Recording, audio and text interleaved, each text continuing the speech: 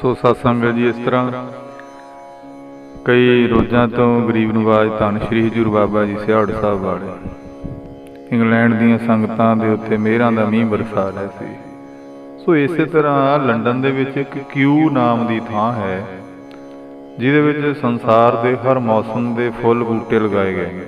ਹਰ ਮੁਲਕ ਦੇ ਵਾਤਾਵਰਨ ਤੇ ਪੌਣ ਪਾਣੀ ਦੇ ਮੁਤਲਕ ਉਹਦੇ ਵਿੱਚ ਅਲੱਗ-ਅਲੱਗ ਕਮਰੇ ਬਣਾਏ ਹੋਏ ਹਨ। ਲੋੜੀਂਦਾ ਟੈਂਪਰੇਚਰ ਕੰਟਰੋਲ ਕੀਤਾ ਹੋਇਆ।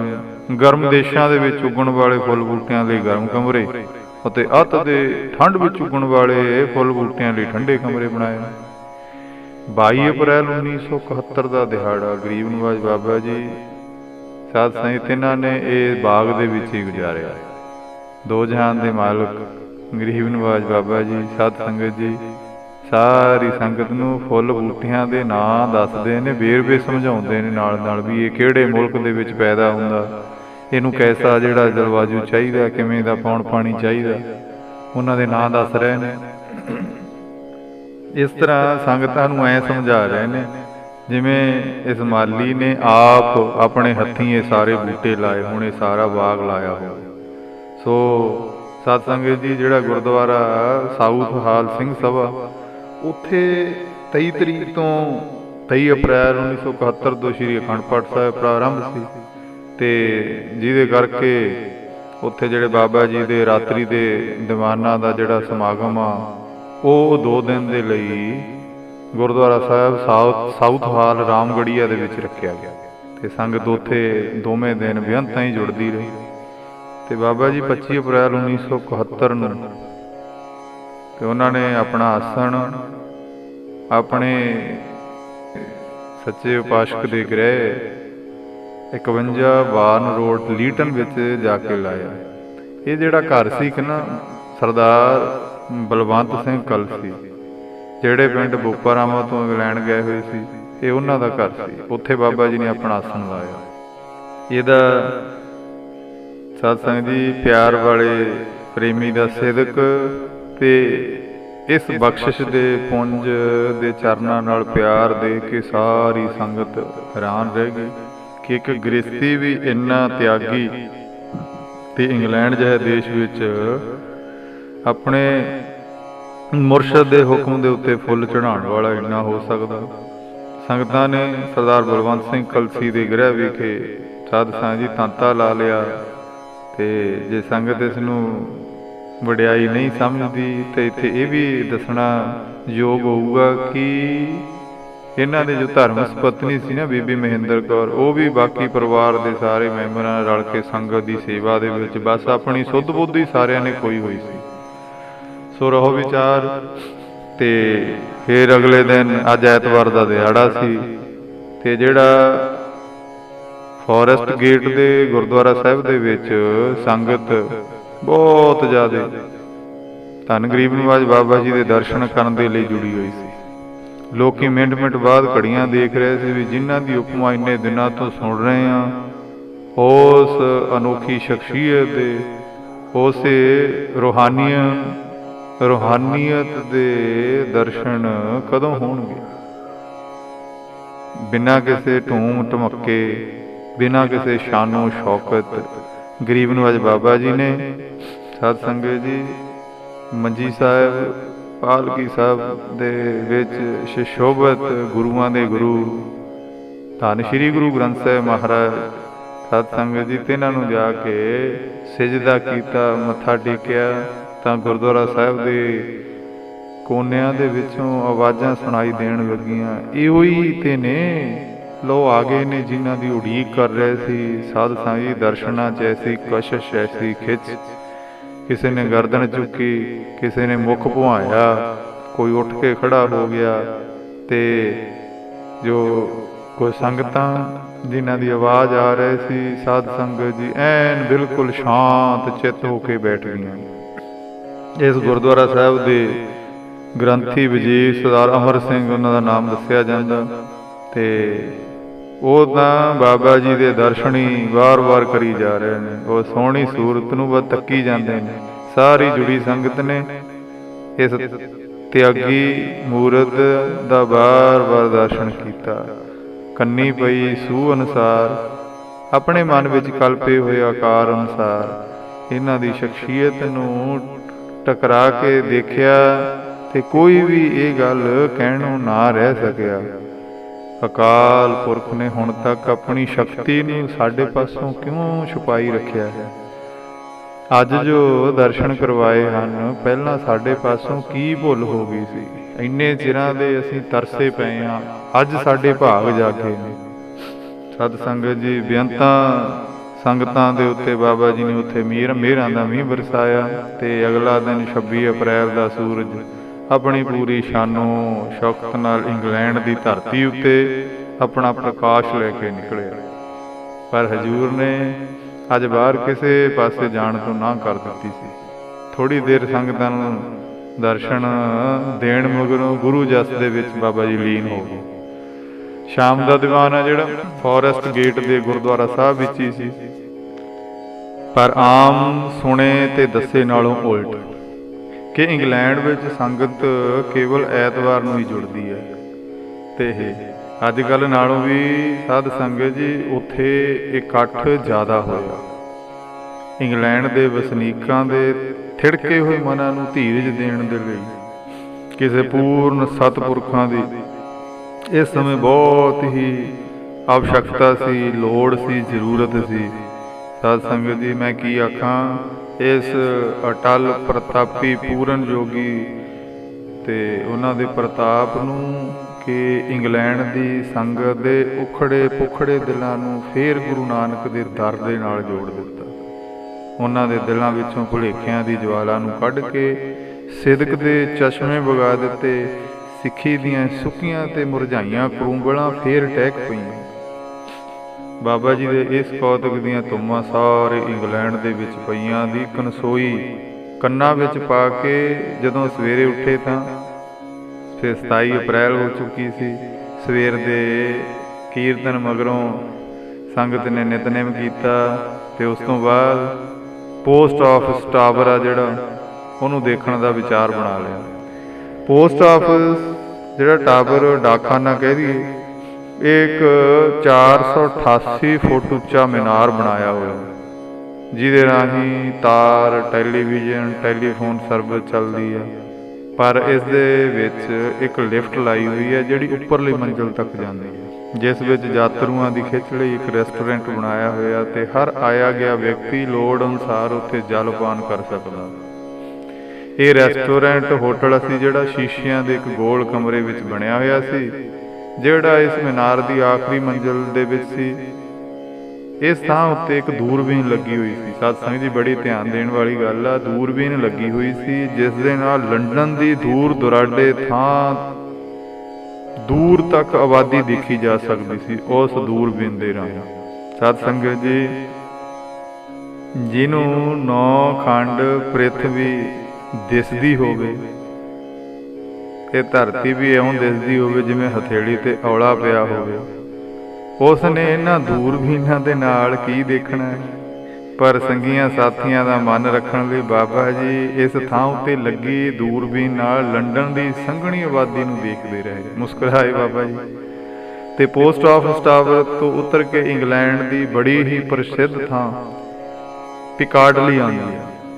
ਇਸ ਥਾਂ ਉੱਤੇ ਕੋਈ 50 ਫੁੱਟ ਉੱਚੀ ਜਿਹੜੀ ਲਾਟ ਦੇ ਉੱਤੇ ਵਿਲਸਨ ਦਾ ਇੱਕ ਬੁੱਤ ਲੱਗਿਆ ਹੋਇਆ, ਜਿਹਦੇ ਚੁਫੇਰੇ ਫੁਆਰਿਆਂ ਦੀ ਰੌਣਕ ਲੱਗੀ ਹੋਈ ਹੈ। ਲੋਕੀ ਇਸ ਥਾਂ ਉੱਤੇ ਕਬੂਤਰਾਂ ਨੂੰ ਦਾਣੇ ਪਾਉਂਦੇ ਨੇ, ਜਿਸ ਕਰਕੇ ਇਸ ਥਾਂ ਉੱਤੇ ਹਰ ਸਮੇਂ ਰੌਣਕ ਹੀ ਲੱਗੀ ਰਹਿੰਦੀ ਹੈ। ਤੇ ਇਸ ਥਾਂ ਉੱਤੇ ਆਪ ਗਰੀਬ ਨਿਵਾਜ ਬਾਬਾ ਜੀ ਥੋੜ੍ਹੀ ਦੇਰ ਸੰਗਤ ਸਮੇਤ ਖੜੇ ਰਹੇ। ਹਜ਼ੂਰ ਖੁਦ ਸ਼ਾਂਤੀ ਦੇ ਪੁੰਜ ਹਨ ਤੇ ਸਾਰੇ ਸੰਸਾਰ ਵਿੱਚ ਕਬੂਤਰਾਂ ਨੂੰ ਸ਼ਾਂਤੀ ਦੀ ਨਿਸ਼ਾਨੀ ਦਾ ਪ੍ਰਤੀਕ ਮੰਨਿਆ ਜਾਂਦਾ। ਇਸ ਲਈ ਇਸ ਥਾਂ ਉੱਤੇ ਗਰੀਬ ਨਿਵਾਜ ਬਾਬਾ ਜੀ ਦਾ ਰੁਕ ਜਾਣਾ ਵੀ ਸੁਭਾਵਿਕ ਹੀ ਸੀ। ਇਹਨਾਂ ਸਾਰੀਆਂ ਥਾਵਾਂ ਦੇ ਵਿੱਚੋਂ ਵਿਚਰਦੇ ਹੋਏ ਬਾਬਾ ਜੀ ਸ਼ਾਮ ਦੇ ਦੀਵਾਨ ਵਿੱਚ ਗੁਰਦੁਆਰਾ ਸਾਹਿਬ ਜਿਹੜਾ ਫੋਰੈਸਟ ਗੇਟ ਵਿੱਚ ਸੀ ਉੱਥੇ ਪਹੁੰਚ ਗਏ, ਜਿੱਥੇ ਸੰਗਤਾਂ ਬੜੀ ਤੀਬਰ ਇੱਛਾ ਦੇ ਨਾਲ ਬਾਬਾ ਜੀ ਦੀ ਜਿਹੜੇ ਉਡੀਕ ਕਰ ਰਹੇ ਸੀਗੇ। ਤੇ ਬਾਬਾ ਜੀ ਨੇ ਜੋੜੀ ਦੇ ਉੱਤੇ ਹੱਥ ਮਾਰਦਿਆਂ ਹੀ ਕੀਰਤਨ ਆਰੰਭ ਹੋ ਗਿਆ। ਸਾਰੀ ਸੰਗਤ ਗੁਰੂ ਜਸ ਦੇ ਵਿੱਚ ਜੁੜ ਗਈ। ਜਿਸ ਤਾਂਘ ਵਿੱਚ ਹਰ ਕੋਈ ਆਪਣੇ ਰੁਝੇਵਿਆਂ ਨੂੰ ਪਰੇ ਸੁੱਟ ਕੇ ਆਇਆ ਹੋਇਆ ਸੀ। ਬਾਬਾ ਜੀ ਨੇ ਆਪਣੇ ਅਨਮੋਲ ਬਚਨ ਪ੍ਰਾਰੰਭ ਕੀਤੇ। ਆਪ ਜੀ ਨੇ ਆਪਣੇ ਮੁਖ ਦੇ ਵਿੱਚੋਂ ਸਤਨਾਮ ਹੀ ਉਚਾਰਿਆ ਤੇ ਸਾਰੇ ਹਾਲ ਦੇ ਵਿੱਚ ਸ਼ਾਂਤੀ ਛਾ ਗਈ। ਨਦਾਨ ਬੱਚੇ ਮਾਵਾਂ ਦੀਆਂ ਗੋਦੀਆਂ ਦੇ ਵਿੱਚ ਸੌਂ ਗਏ। ਬੀਬੀਆਂ ਨੇ ਸਾਧ ਸਾਈਂ ਬਿਲਕੁਲ ਸ਼ਾਂਤੀ ਵਰਤਾ ਲਈ। ਭਾਈਆਂ ਨੇ ਵੀ ਆਪਣੀ ਸਿਆਸਤ ਦੇ ਮਤਭੇਦ ਵਿਚਾਰ ਵਟਾਂਦਰਾ ਕਿਸੇ ਫੇਰ ਸਮੇਂ ਬਹਿਸਣ ਲਈ ਛੱਡ ਦਿੱਤਾ। ਭਾਵ ਕਿ ਬਾਬਾ ਜੀ ਦੇ ਬਚਨਾਂ ਲਈ ਹਰ ਕਿਸੇ ਨੇ ਆਪਣੀ ਬਿਰਤੀ ਇਕਾਗਰ ਕਰ ਲਈ। ਤੇ ਬਾਬਾ ਜੀ ਨੂੰ ਉੱਥੇ ਫਰਮਾ ਰਹੇ ਨੇ, ਗੁਰਸਿੱਖੀ ਦਾ ਸਿੱਖਣਾ, ਗੁਰਮੁਖ ਸਾਧ ਸੰਗਤ ਦੀ ਸੇਵਾ। ਵਾਹਿਗੁਰੂ ਦਾ ਸਿਮਰਨ ਵੀ ਉਸ ਦੀ ਪੂਰਨ ਕਿਰਪਾ ਬਿਨਾਂ ਨਹੀਂ ਮਿਲਦਾ। ਇਹ ਵੀ ਆਪਣੇ ਪੂਰਬਲੇ ਕਰਮਾਂ ਦਾ ਫਲ ਹੈ। ਸੋ ਸੰਗਿਓ, ਜੇ ਹੁਣ ਕਰਮ ਬਣਾਉਣੇ ਨੇ ਤਾਂ ਸਾਧ ਸੰਗਤ ਦੀ ਸੇਵਾ ਹੀ ਇੱਕੋ ਹੀ ਰਸਤਾ ਹੈ। ਸਾਧ ਸੰਗਤ ਦੇ ਚਰਨ ਪਰਸੀਏ, ਜਿਸ ਦਾ ਸਦਕਾ ਮਨ ਸਦਾ ਗੁਰੂ ਚਰਨਾਂ ਨਾਲ ਜੁੜਿਆ ਰਹੇ। ਐਸੇ ਅਮੋਲਕ ਵਚਨ ਬਾਬਾ ਜੀ ਉੱਥੇ ਸੰਗਤ ਦੀ ਝੋਲੀ ਪਾ ਰਹੇ ਨੇ। ਸਮਾਪਤੀ ਹੋਈ। ਫਿਰ 28 ਅਪ੍ਰੈਲ ਦੀ ਸਵੇਰ ਨੂੰ ਸੰਗਤ ਨੇ ਇਸ਼ਨਾਨ ਕਰਨ ਅਤੇ ਗੁਰੂ ਜਸ ਦੇ ਲਈ ਆ ਕੇ ਪ੍ਰੇਰਿਆ। ਰਾਤ ਦੇ ਕੀਤੇ ਗਰੀਬ ਨਵਾਜ਼ ਦੇ ਬਚਨਾਂ ਨੇ ਸਰਦਾਰ ਬਲਵੰਤ ਸਿੰਘ ਕਲਸੀ ਅਤੇ ਉਹਦੇ ਪਰਿਵਾਰ ਦੇ ਉੱਤੇ ਕੁਝ ਬਹੁਤਾ ਹੀ ਜ਼ਿਆਦਾ ਅਸਰ ਕਰ ਦਿੱਤਾ, ਜਿਹਦੇ ਸਦਕਾ ਸੰਗਤ ਦੀ ਸੇਵਾ ਦਾ ਬਲਵੰਤ ਸਿੰਘ ਤੇ ਸਾਰਾ ਪਰਿਵਾਰ ਪਹਿਲਾਂ ਨਾਲੋਂ ਵੀ ਵੱਧ ਕੇ ਪਿਆਰ ਦੇ ਨਾਲ ਕਰਨ ਲੱਗ ਗਏ। ਸੰਗਤ ਨੂੰ ਸਵੇਰ ਦਾ ਹਾਜ਼ਰਾ ਛਕਾ ਕੇ ਬਾਬਾ ਜੀ ਅੱਗੇ ਅਰਜ਼ ਕੀਤੀ, ਗਰੀਬ ਨਵਾਜ਼ ਅੱਜ ਇੰਗਲੈਂਡ ਦੇ ਸਭ ਤੋਂ ਵੱਡੇ ਚਿੜੀਆ ਘਰ ਵਿੱਚ ਚੱਲੀਏ, ਜਿਹਨੂੰ ਹਜੂਰ ਨੇ ਕਹਿੰਦਿਆਂ ਸਾਰੀ ਪ੍ਰਵਾਨ ਕਰ ਲਿਆ ਵੀ ਠੀਕ ਆ, ਚਲੋ ਭਾਈ, ਜੈਸੇ ਸੰਗਤ ਦੀ ਇੱਛਾ। ਮੁੰਬਈ ਦੇ ਚਿੜੀਆ ਘਰ ਵਿੱਚ ਤਾਂ ਸਾਧ ਸੰਗਤ ਜੀ ਵੀ ਬਾਬਾ ਜੀ ਇਉਂ ਲੱਗ ਰਿਹਾ ਸੀ ਵੀ ਕਿਸ ਜੀਵ ਦਾ ਉਧਾਰ ਕਰਨ ਦੇ ਲਈ ਉੱਥੇ ਪਹੁੰਚੇ, ਪਰ ਹਜੂਰ ਨੇ ਉੱਥੇ ਦੇ ਚਿੜੀਆ ਘਰ ਵਿੱਚ ਜਾਣ ਦੀ ਖੇਚਲ ਕੀਤੀ ਸੀ। ਪਰ ਇਸ ਚਿੜੀਆ ਘਰ ਵਿੱਚ ਸਾਖਿਆਤ ਆਪਣੀਆਂ ਅੱਖਾਂ ਨਾਲ ਤੱਕ ਲਿਆ ਕਿ ਕਿਸ ਗੁਰੂ ਚਰਨਾਂ ਨਾਲੋਂ ਵਿਛੜੀ ਰੂਹ ਦਾ ਕਲਿਆਣ ਕਰਨ ਲਈ ਇੱਥੇ ਆਣ ਪ੍ਰਵਾਨ ਕੀਤਾ ਬਾਬਾ ਜੀ ਨੇ ਉੱਥੇ ਇੰਗਲੈਂਡ ਦੇ ਚਿੜੀਆ ਘਰ 'ਚ। ਸਾਧ ਸੰਗਤ ਜੀ, ਇੰਗਲੈਂਡ ਦਾ ਇਹ ਸਭ ਤੋਂ ਵੱਡਾ ਚਿੜੀਆ ਘਰ ਰੀਜੈਂਟ ਪਾਰਕ ਵਿੱਚ ਹੈ। ਇੰਗਲੈਂਡ ਦੀ ਬਸੰਤ ਬਹਾਰ ਹਜੂਰ ਦਾ ਬੜੀ ਬੇਸਬਰੀ ਨਾਲ ਇੰਤਜ਼ਾਰ ਕਰ ਰਹੀ ਸੀ। ਜਦੋਂ ਆਪ ਨੇ ਸੰਗਤ ਸਮੇਤ ਇਸ ਪਾਰਕ ਵਿੱਚ ਪ੍ਰਵੇਸ਼ ਕੀਤਾ ਤਾਂ ਹੱਸਦੇ ਫੁੱਲਾਂ ਨੇ ਆਪ ਜੀ ਦਾ ਸਵਾਗਤ ਕਰਨ ਦੇ ਵਿੱਚ ਪਹਿਲ ਕੀਤੀ। ਆਪ ਜੀ ਦਾ ਖੇੜਾ ਤੇ ਫੁੱਲਾਂ ਦਾ ਖੇੜਾ ਮਿਲ ਕੇ ਇੱਕ ਅਦੁੱਤੀ ਦ੍ਰਿਸ਼ ਬਣ ਗਿਆ। ਥੋੜ੍ਹੀ ਦੇਰ ਫੁੱਲਾਂ ਨਾਲੋਂ ਵੀ ਵੱਧ ਖਿੜੇ ਹੋਏ ਕੁਦਰਤ ਦੇ ਗੁਣ ਗਾਉਂਦੇ ਰਹੇ। ਕੁਦਰਤ ਪਾਉਣ ਪਾਣੀ ਵੈਸੰਤਰ, ਕੁਦਰਤ ਧਰਤੀ ਖਾਕ, ਸਭ ਤੇਰੀ ਕੁਦਰਤ ਤੂੰ ਕਾਦਰ ਕਰਤਾ, ਪਾਕੀ ਨਾਈ ਪਾਕ। ਮੂਵੀ ਵਾਲੇ ਤੇ ਦੂਜੇ ਕੈਮਰੇ ਵਾਲਿਆਂ ਨੇ ਆਪ ਜੀ ਦੇ ਅੱਗੇ ਪਿੱਛੇ ਹੋ ਕੇ ਫੋਟੋਆਂ ਖਿੱਚਣੀਆਂ ਸ਼ੁਰੂ ਕਰ ਦਿੱਤੀਆਂ ਸਾਧ ਸੰਗਤ ਜੀ। ਤੇ ਉੱਥੇ ਵੀ ਦਰਸ਼ਕ ਨੇ ਜਿਹੜੇ ਉਹ ਚਿੜੀਆ ਘਰ ਦੇ ਵਿੱਚ ਆਏ ਹੋਏ ਨੇ। ਦਰਸ਼ਕਾਂ ਅਤੇ ਫੋਟੋ ਖਿੱਚਣ ਵਾਲਿਆਂ ਦੀ ਭੀੜ ਅੱਗੇ ਪਿੱਛੇ ਲੱਗ ਗਈ ਤੇ ਬਾਬਾ ਜੀ ਨੇ ਬਣ ਮਾਨਸ ਤੋਂ ਇਸ ਚਿੜੀਆ ਘਰ ਨੂੰ ਦੇਖਣਾ ਆਰੰਭ ਕੀਤਾ। ਬਣ ਮਾਨਸ ਗਿੱਧਾ ਪਾ ਕੇ ਨੱਚਣ ਲੱਗ ਗਿਆ, ਜਿਹਨੂੰ ਮੇਰੇ ਚੋਜੀ ਪ੍ਰੀਤਮ ਨੇ ਕੁਝ ਦੇਰ ਖਲੋ ਕੇ ਉੱਥੇ ਤੱਕਦੇ ਰਹੇ। ਮੇਰਾਂ ਦੀਆਂ ਨਜ਼ਰਾਂ ਉਸ ਬਣ ਮਾਨਸ ਤੇ ਪਾਈਆਂ। ਫਿਰ ਉਸ ਤੋਂ ਬਾਅਦ ਮੱਛੀਆਂ, ਸੱਪਾਂ, ਡੱਡੂਆਂ, ਨਿਓਲਿਆਂ, ਕਛੂਆਂ, ਕੀੜਿਆਂ ਮਕੌੜਿਆਂ ਦੀਆਂ ਕਿਸਮਾਂ ਤੇ ਦੇਸ਼ਾਂ ਦੇ ਅਨੁਸਾਰ ਫਰਕ ਦੇਖਦੇ ਹੋਏ ਫਿਲਮਾਂ ਬਣਾਉਣ ਵਾਲਿਆਂ ਦੇ ਅੱਗੇ ਪਿੱਛੇ ਨੱਠੇ ਜਾਂਦਿਆਂ ਤੋਂ ਬੇਧਿਆਨ ਹੋਏ। ਜਦੋਂ ਆਪ ਗਰੀਬ ਨਵਾਜ਼ ਬਾਬਾ ਜੀ ਪੰਛੀਆਂ ਤੇ ਪਰਿੰਦਿਆਂ ਵਾਲੇ ਪਾਸੇ ਗਏ ਤਾਂ ਇੱਥੇ ਇੱਕ ਬੜੇ ਵੱਡੇ ਬਸੰਤੀ ਰੰਗ ਦੇ ਤੋਤੇ ਨੇ। ਸਾਧ ਸੰਗਤ ਜੀ, ਜਦੋਂ ਬਾਬਾ ਜੀ ਨੂੰ ਤੱਕਿਆ ਨਾ, ਇੱਕ ਚਿੱਟੀ ਗੋਲ ਪਗੜੀ, ਲੰਮੇ ਚੋਲੇ ਵਾਲੇ ਨੂਰਾਨੀ ਨੂਰ ਨੂੰ ਤਾਕੇ ਤਾਂ ਉਹ ਜਿਹੜਾ ਬਸੰਤੀ ਰੰਗ ਦਾ ਤੋਤਾ ਉੱਚੀ ਉੱਚੀ ਰੌਲਾ ਪਾਉਣਾ ਸ਼ੁਰੂ ਕਰ ਦਿੱਤਾ ਉਸ ਇੰਗਲੈਂਡ ਦੇ ਚਿੜੀਆ ਘਰ ਵਿੱਚ। ਤੇ ਬਾਬਾ ਜੀ ਬਾਕੀ ਸੰਗਤਾਂ ਨਾਲੋਂ ਕੁਝ ਤੇਜ਼ ਕਦਮ ਨਾਲ ਉਸ ਤੋਤੇ ਦੇ ਪਾਸ ਜਾ ਕੇ ਖਲੋ ਗਏ। ਇਸ ਤੋਤੇ ਨੇ ਗਰਦਨ ਥੱਲੇ ਸੁੱਟ ਦਿੱਤੀ, ਰੌਲਾ ਬੰਦ ਕਰਤਾ।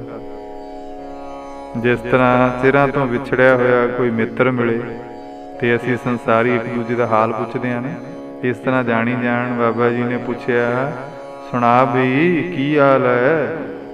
ਤੋਤੇ ਨੇ ਚੁੰਝ ਖੋਲੀ ਤੇ ਜਰਾ ਕੁਝ ਬੋਲਿਆ, ਜਿਸ ਤਰ੍ਹਾਂ ਜਵਾਬ ਦੇ ਰਿਹਾ ਹੋਵੇ, ਇਉਂ ਪ੍ਰਤੀਤ ਹੋ ਰਿਹਾ ਸੀ। ਜਦੋਂ ਹੀ ਬਾਬਾ ਜੀ ਪਰੇ ਹੋਣ ਲੱਗਣੇ, ਉੱਚੀ ਉੱਚੀ ਰੌਲਾ ਪਾਉਣ ਲੱਗ ਜੂ। ਫਿਰ ਸਾਰੀ ਸੰਗਤ ਨਾਲ ਜਿਸ ਤਰ੍ਹਾਂ ਇਸ ਦਾ ਕੋਈ ਵਾਹ ਵਾਸਤਾ ਹੀ ਨਹੀਂ, ਬਸ ਬਾਬਾ ਜੀ ਵੱਲ ਇੱਕ ਟਿਕ ਕਰਕੇ ਤੱਕ ਰਿਹਾ। ਸਾਰੇ ਖਲੋਤੇ ਸਨ, ਕਿਸੇ ਵੱਲ ਉਸ ਤੱਕਿਆ ਹੀ ਨਹੀਂ ਤੋਤੇ ਨੇ। ਹਜ਼ੂਰ 3 ਵਾਰੀ ਇਸ ਤੋਂ ਦੂਰ ਗਏ ਬਾਬਾ ਜੀ, ਪਰ ਫੇਰ ਇਸ ਦਾ ਰੌਲਾ ਤੇ ਵਿਰਲਾਪ ਦੇ ਕੇ ਫੇਰ ਮੁੜੇ ਆਉਂਦੇ। ਤੀਜੀ ਵਾਰ ਕਹਿਣ ਲੱਗੇ ਤੋਤੇ ਨੂੰ, ਬਸ ਹੁਣ ਬਹੁਤ ਮਿਲਦਾ ਹੈ। ਇਸ ਤੋਂ ਮਗਰੋਂ ਨਾ ਤੋਤਾ ਬੋਲਿਆ, ਨਾ ਗਰਦਨ ਚੁੱਕੀ, ਐਨ ਸ਼ਾਂਤ ਹੋ ਕੇ ਬੈਠ ਗਿਆ। ਇਸ ਕੌਤਕ ਨੂੰ ਸਾਧ ਸੰਗਤ ਜੀ ਅੱਖੀਂ ਦੇਖ ਕੇ ਸੰਗਤਾਂ ਤਾਂ ਆਪਣੇ ਆਪ ਵਿੱਚ ਇਹ ਕਹਿ ਰਹੀਆਂ ਸੀ, ਸਾਧ ਸੰਗਤ ਜੀ, ਵੀ ਕਿ ਇਸ ਚੋਜੀ ਦੀਆਂ ਚੋਜਾਂ ਨੂੰ ਜਾਣਨ ਲਈ ਪਤਾ ਨਹੀਂ ਕਿੰਨੇ ਜਨਮ ਹੋਰ ਧਾਰਨੇ ਪੈਣਗੇ। ਤੇ ਬਾਬਾ ਜੀ ਦੀ ਇਸ ਕਲਾ ਨੂੰ ਤਾਂ ਉਹੀ ਜਾਣ ਸਕਦਾ ਜਿਸ ਨੂੰ ਤੂੰ ਜਾਣਾ ਹੈ, ਸੋਈ ਜਨ ਜਾਣਾ।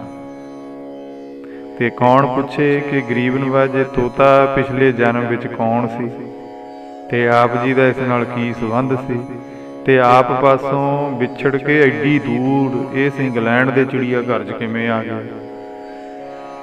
ਇਹਨਾਂ ਕੁ ਕਰਮਾਂ ਕਰਕੇ ਇਸ ਨੂੰ ਮਾਨਸਦੇਹੀ ਵਿੱਚੋਂ ਪੰਛੀਆਂ ਦੀ ਜੂਨੀ ਪੈਣਾ ਪਿਆ। ਸਾਡੇ ਔਗਣਾਂ ਦਿਆਂ ਪੁਤਲਿਆਂ ਨਾਲੋਂ ਇਹ ਤਾਂ ਪੰਛੀ ਚੰਗਾ ਹੈ ਜਿਹੜਾ ਸਬਰ ਤੇ ਉਡੀਕ ਦਾ ਲੜ ਫੜ ਕੇ ਆਪਣੇ ਸਿਦਕ ਤੇ ਖੜਾ ਰਿਹਾ। ਤਿਰਗ ਸਾਡਾ ਜੀਵਨ, ਅਸੀਂ ਤਾਂ ਇਹਨਾਂ ਵਰਗੇ ਵੀ ਨਹੀਂ। ਸਾਡਾ ਮਨ ਤਾਂ ਕਲਯੁਗ ਦੇ ਇੱਕ ਵੀ ਤੱਤੇ ਝੋਲੇ ਦੀ ਝਾਲ ਨਹੀਂ ਚੱਲ ਸਕਦਾ। ਡੋਲ ਜਾਂਦੇ ਹਾਂ ਅਸੀਂ, ਥਿੜਕ ਜਾਂਦੇ ਹਾਂ, ਵਿਆਕੁਲ ਹੋ ਕੇ ਕੁਰਲਾ ਉੱਠਦੇ ਹਾਂ।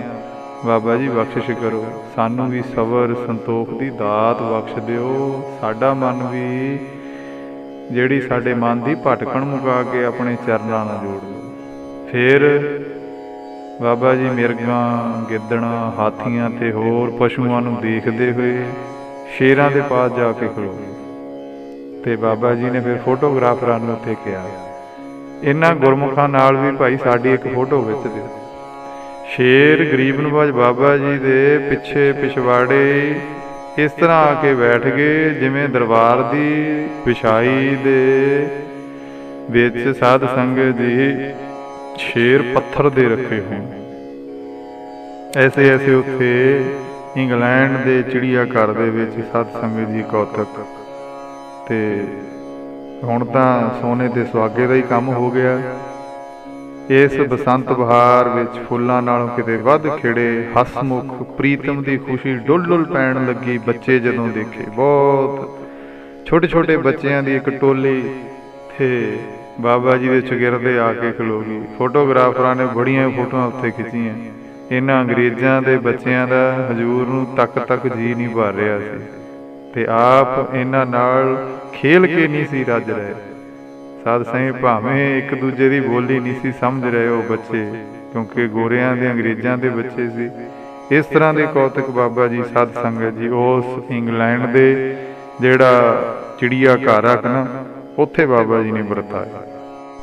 ਸੋ ਸਾਧ ਸੰਗਤ ਜੀ ਇਸ ਤਰ੍ਹਾਂ ਇੰਗਲੈਂਡ ਦੇ ਰੀਜੈਂਟ ਪਾਰਕ ਵਿੱਚ ਬਣੇ ਸਭ ਤੋਂ ਵੱਡੇ ਚਿੜੀਆ ਘਰ ਦੇ ਵਿੱਚ ਵੱਖ-ਵੱਖ ਜਾਨਵਰਾਂ, ਪੰਛੀਆਂ ਤੇ ਮੇਰਾਂ ਦੀ ਦ੍ਰਿਸ਼ਟੀ ਕਰਨ ਉਪਰੰਤ ਬਾਬਾ ਜੀ ਤੇ ਅੱਜ ਜਿਹੜਾ ਦੁਪਹਿਰ ਦਾ ਪ੍ਰੋਗਰਾਮ ਰਾਮਪੁਰ ਵਾਲੇ ਸਰਦਾਰ ਈਸ਼ਰ ਸਿੰਘ ਕਲਸੀ ਦੇ ਘਰ ਦੁਪਹਿਰ ਦੇ ਪ੍ਰਸ਼ਾਦੇ ਦਾ ਜਿਹੜਾ ਪ੍ਰਬੰਧ ਰੱਖਿਆ ਹੋਇਆ ਸੀ, ਜਿਸ ਨੇ ਵੀ ਸੰਗਤ ਨੂੰ ਬੇਨਤੀ ਕੀਤੀ ਕਿ ਸਮਾਂ ਹੋ ਗਿਆ, ਹੁਣ ਸਾਨੂੰ ਪਰਤਣਾ ਚਾਹੀਦਾ। ਬਾਬਾ ਜੀ ਨੇ ਵੀ ਵਾਪਸ ਚੱਲਣ ਲਈ ਹੁਕਮ ਕਰ ਦਿੱਤਾ ਤੇ ਸੰਗਤ ਈਸ਼ਰ ਸਿੰਘ ਕਲਸੀ ਦੇ ਗ੍ਰਹਿ ਪ੍ਰਸ਼ਾਦੇ ਦੇ ਉੱਤੇ ਪਹੁੰਚ ਗਈ। ਪ੍ਰਸ਼ਾਦੇ ਦਾ ਸਮਾਂ, ਪ੍ਰਸ਼ਾਦਾ ਛਕਿਆ। ਸਾਧ ਸੰਗਤ ਜੀ ਬਹੁਤ ਪਿਆਰ ਬਖਸ਼ਿਆ ਉੱਥੇ ਬਾਬਾ ਜੀ ਨੇ। ਫਿਰ ਸ਼ਾਮ ਦਾ ਦੀਵਾਨ ਫੋਰੈਸਟ ਗੇਟ ਗੁਰਦੁਆਰਾ ਸਾਹਿਬ ਵਿਖੇ ਸਜਿਆ। ਸੰਗਤ ਨੇ ਪਹਿਲਾਂ ਨਾਲੋਂ ਵੀ ਵੱਧ ਕੇ ਉਤਸ਼ਾਹ ਦਿਖਾਇਆ। ਇੰਨੀ ਸੰਗਤ ਦੀ ਹਾਜ਼ਰੀ। 29 ਅਪ੍ਰੈਲ 1971 ਹੋਈ। ਫਿਰ ਸੰਗਤ ਨੇ ਗੁਰਦੁਆਰਾ ਸਾਹਿਬ ਦੇ ਵਿੱਚ ਜੁੜਨਾ ਸ਼ੁਰੂ ਕਰਤਾ। ਸਵੇਰੇ ਆਸਾ ਦੀ ਵਾਰ ਦੇ ਭੋਗ ਦੇ ਮਗਰੋਂ ਨਿਤਨੇਮ ਦਾ ਪਾਠ ਸਾਰਿਆਂ ਨੇ ਕੀਤਾ। ਪਹਿਲਾਂ ਕੀਤੀ ਗਈ ਬੇਨਤੀ ਅਨੁਸਾਰ ਬਾਬਾ ਜੀ ਅੱਜ ਗਿਆਨੀ ਗੁਰਚਰਨ ਸਿੰਘ ਮੋਹੀ ਵਾਲਿਆਂ ਦੇ ਗ੍ਰਹਿ ਚਰਨ ਪਾਉਣ ਦੇ ਲਈ ਗਏ, ਜਿੱਥੇ ਥੋੜ੍ਹੀ ਦੇਰ ਰਹਿਣ ਤੋਂ ਬਾਅਦ ਬਾਬਾ ਜੀ ਨੇ ਮੇਡਨ ਹੈਂਡ ਜਾਣ ਦੀ ਇੱਛਾ ਪ੍ਰਗਟ ਕੀਤੀ ਤੇ ਆਪ ਜੀ ਦੀ ਕਾਰ ਮਿਸਿਜ਼ ਜਗਜੀਤ ਕੌਰ ਧਾਲੀਵਾਲ ਦੇ ਬੂਹੇ ਅੱਗੇ ਜਾ ਖਲੋਤੀ ਤੇ ਇਸ ਸਿਦਕਣੀ ਦੇ ਉੱਤੇ ਮੁਸੀਬਤਾਂ ਤੇ ਪਹਾੜ ਬਹੁਤ ਟੁੱਟੇ, ਪਰ ਬਾਬਾ ਜੀ ਦੇ ਚਰਨਾਂ ਦੀ ਪ੍ਰੀਤ ਦਾ ਸਦਕਾ ਇਹ ਜਿਹੜੀ ਬੀਬੀ ਆ ਇਹ ਇਸ ਭਵਜਲ ਚੋਂ ਪਾਰ ਹੋਈ। ਸ਼ਾਦੀ ਤੋਂ ਕੁਝ ਮਹੀਨੇ ਹੀ ਮਗਰੋਂ ਇਹਦਾ ਜਿਹੜਾ ਪਤੀ ਇੱਕ ਕਾਰ ਐਕਸੀਡੈਂਟ ਦਾ ਸ਼ਿਕਾਰ ਹੋ ਗਿਆ, ਪਰ ਇਸ ਨੇ ਇਹ ਅਸਹਿ ਕਸ਼ਟ ਨੂੰ ਸਹਾਰਦਿਆਂ ਹੋਇਆਂ ਵੀ ਗੁਰੂ ਦੀ ਓਟ ਤੇ ਆਸਰੇ ਉੱਤੇ ਸਬਰ ਸੰਤੋਖ ਦਾ ਪੱਲਾ ਪਕੜੀ ਰੱਖਿਆ।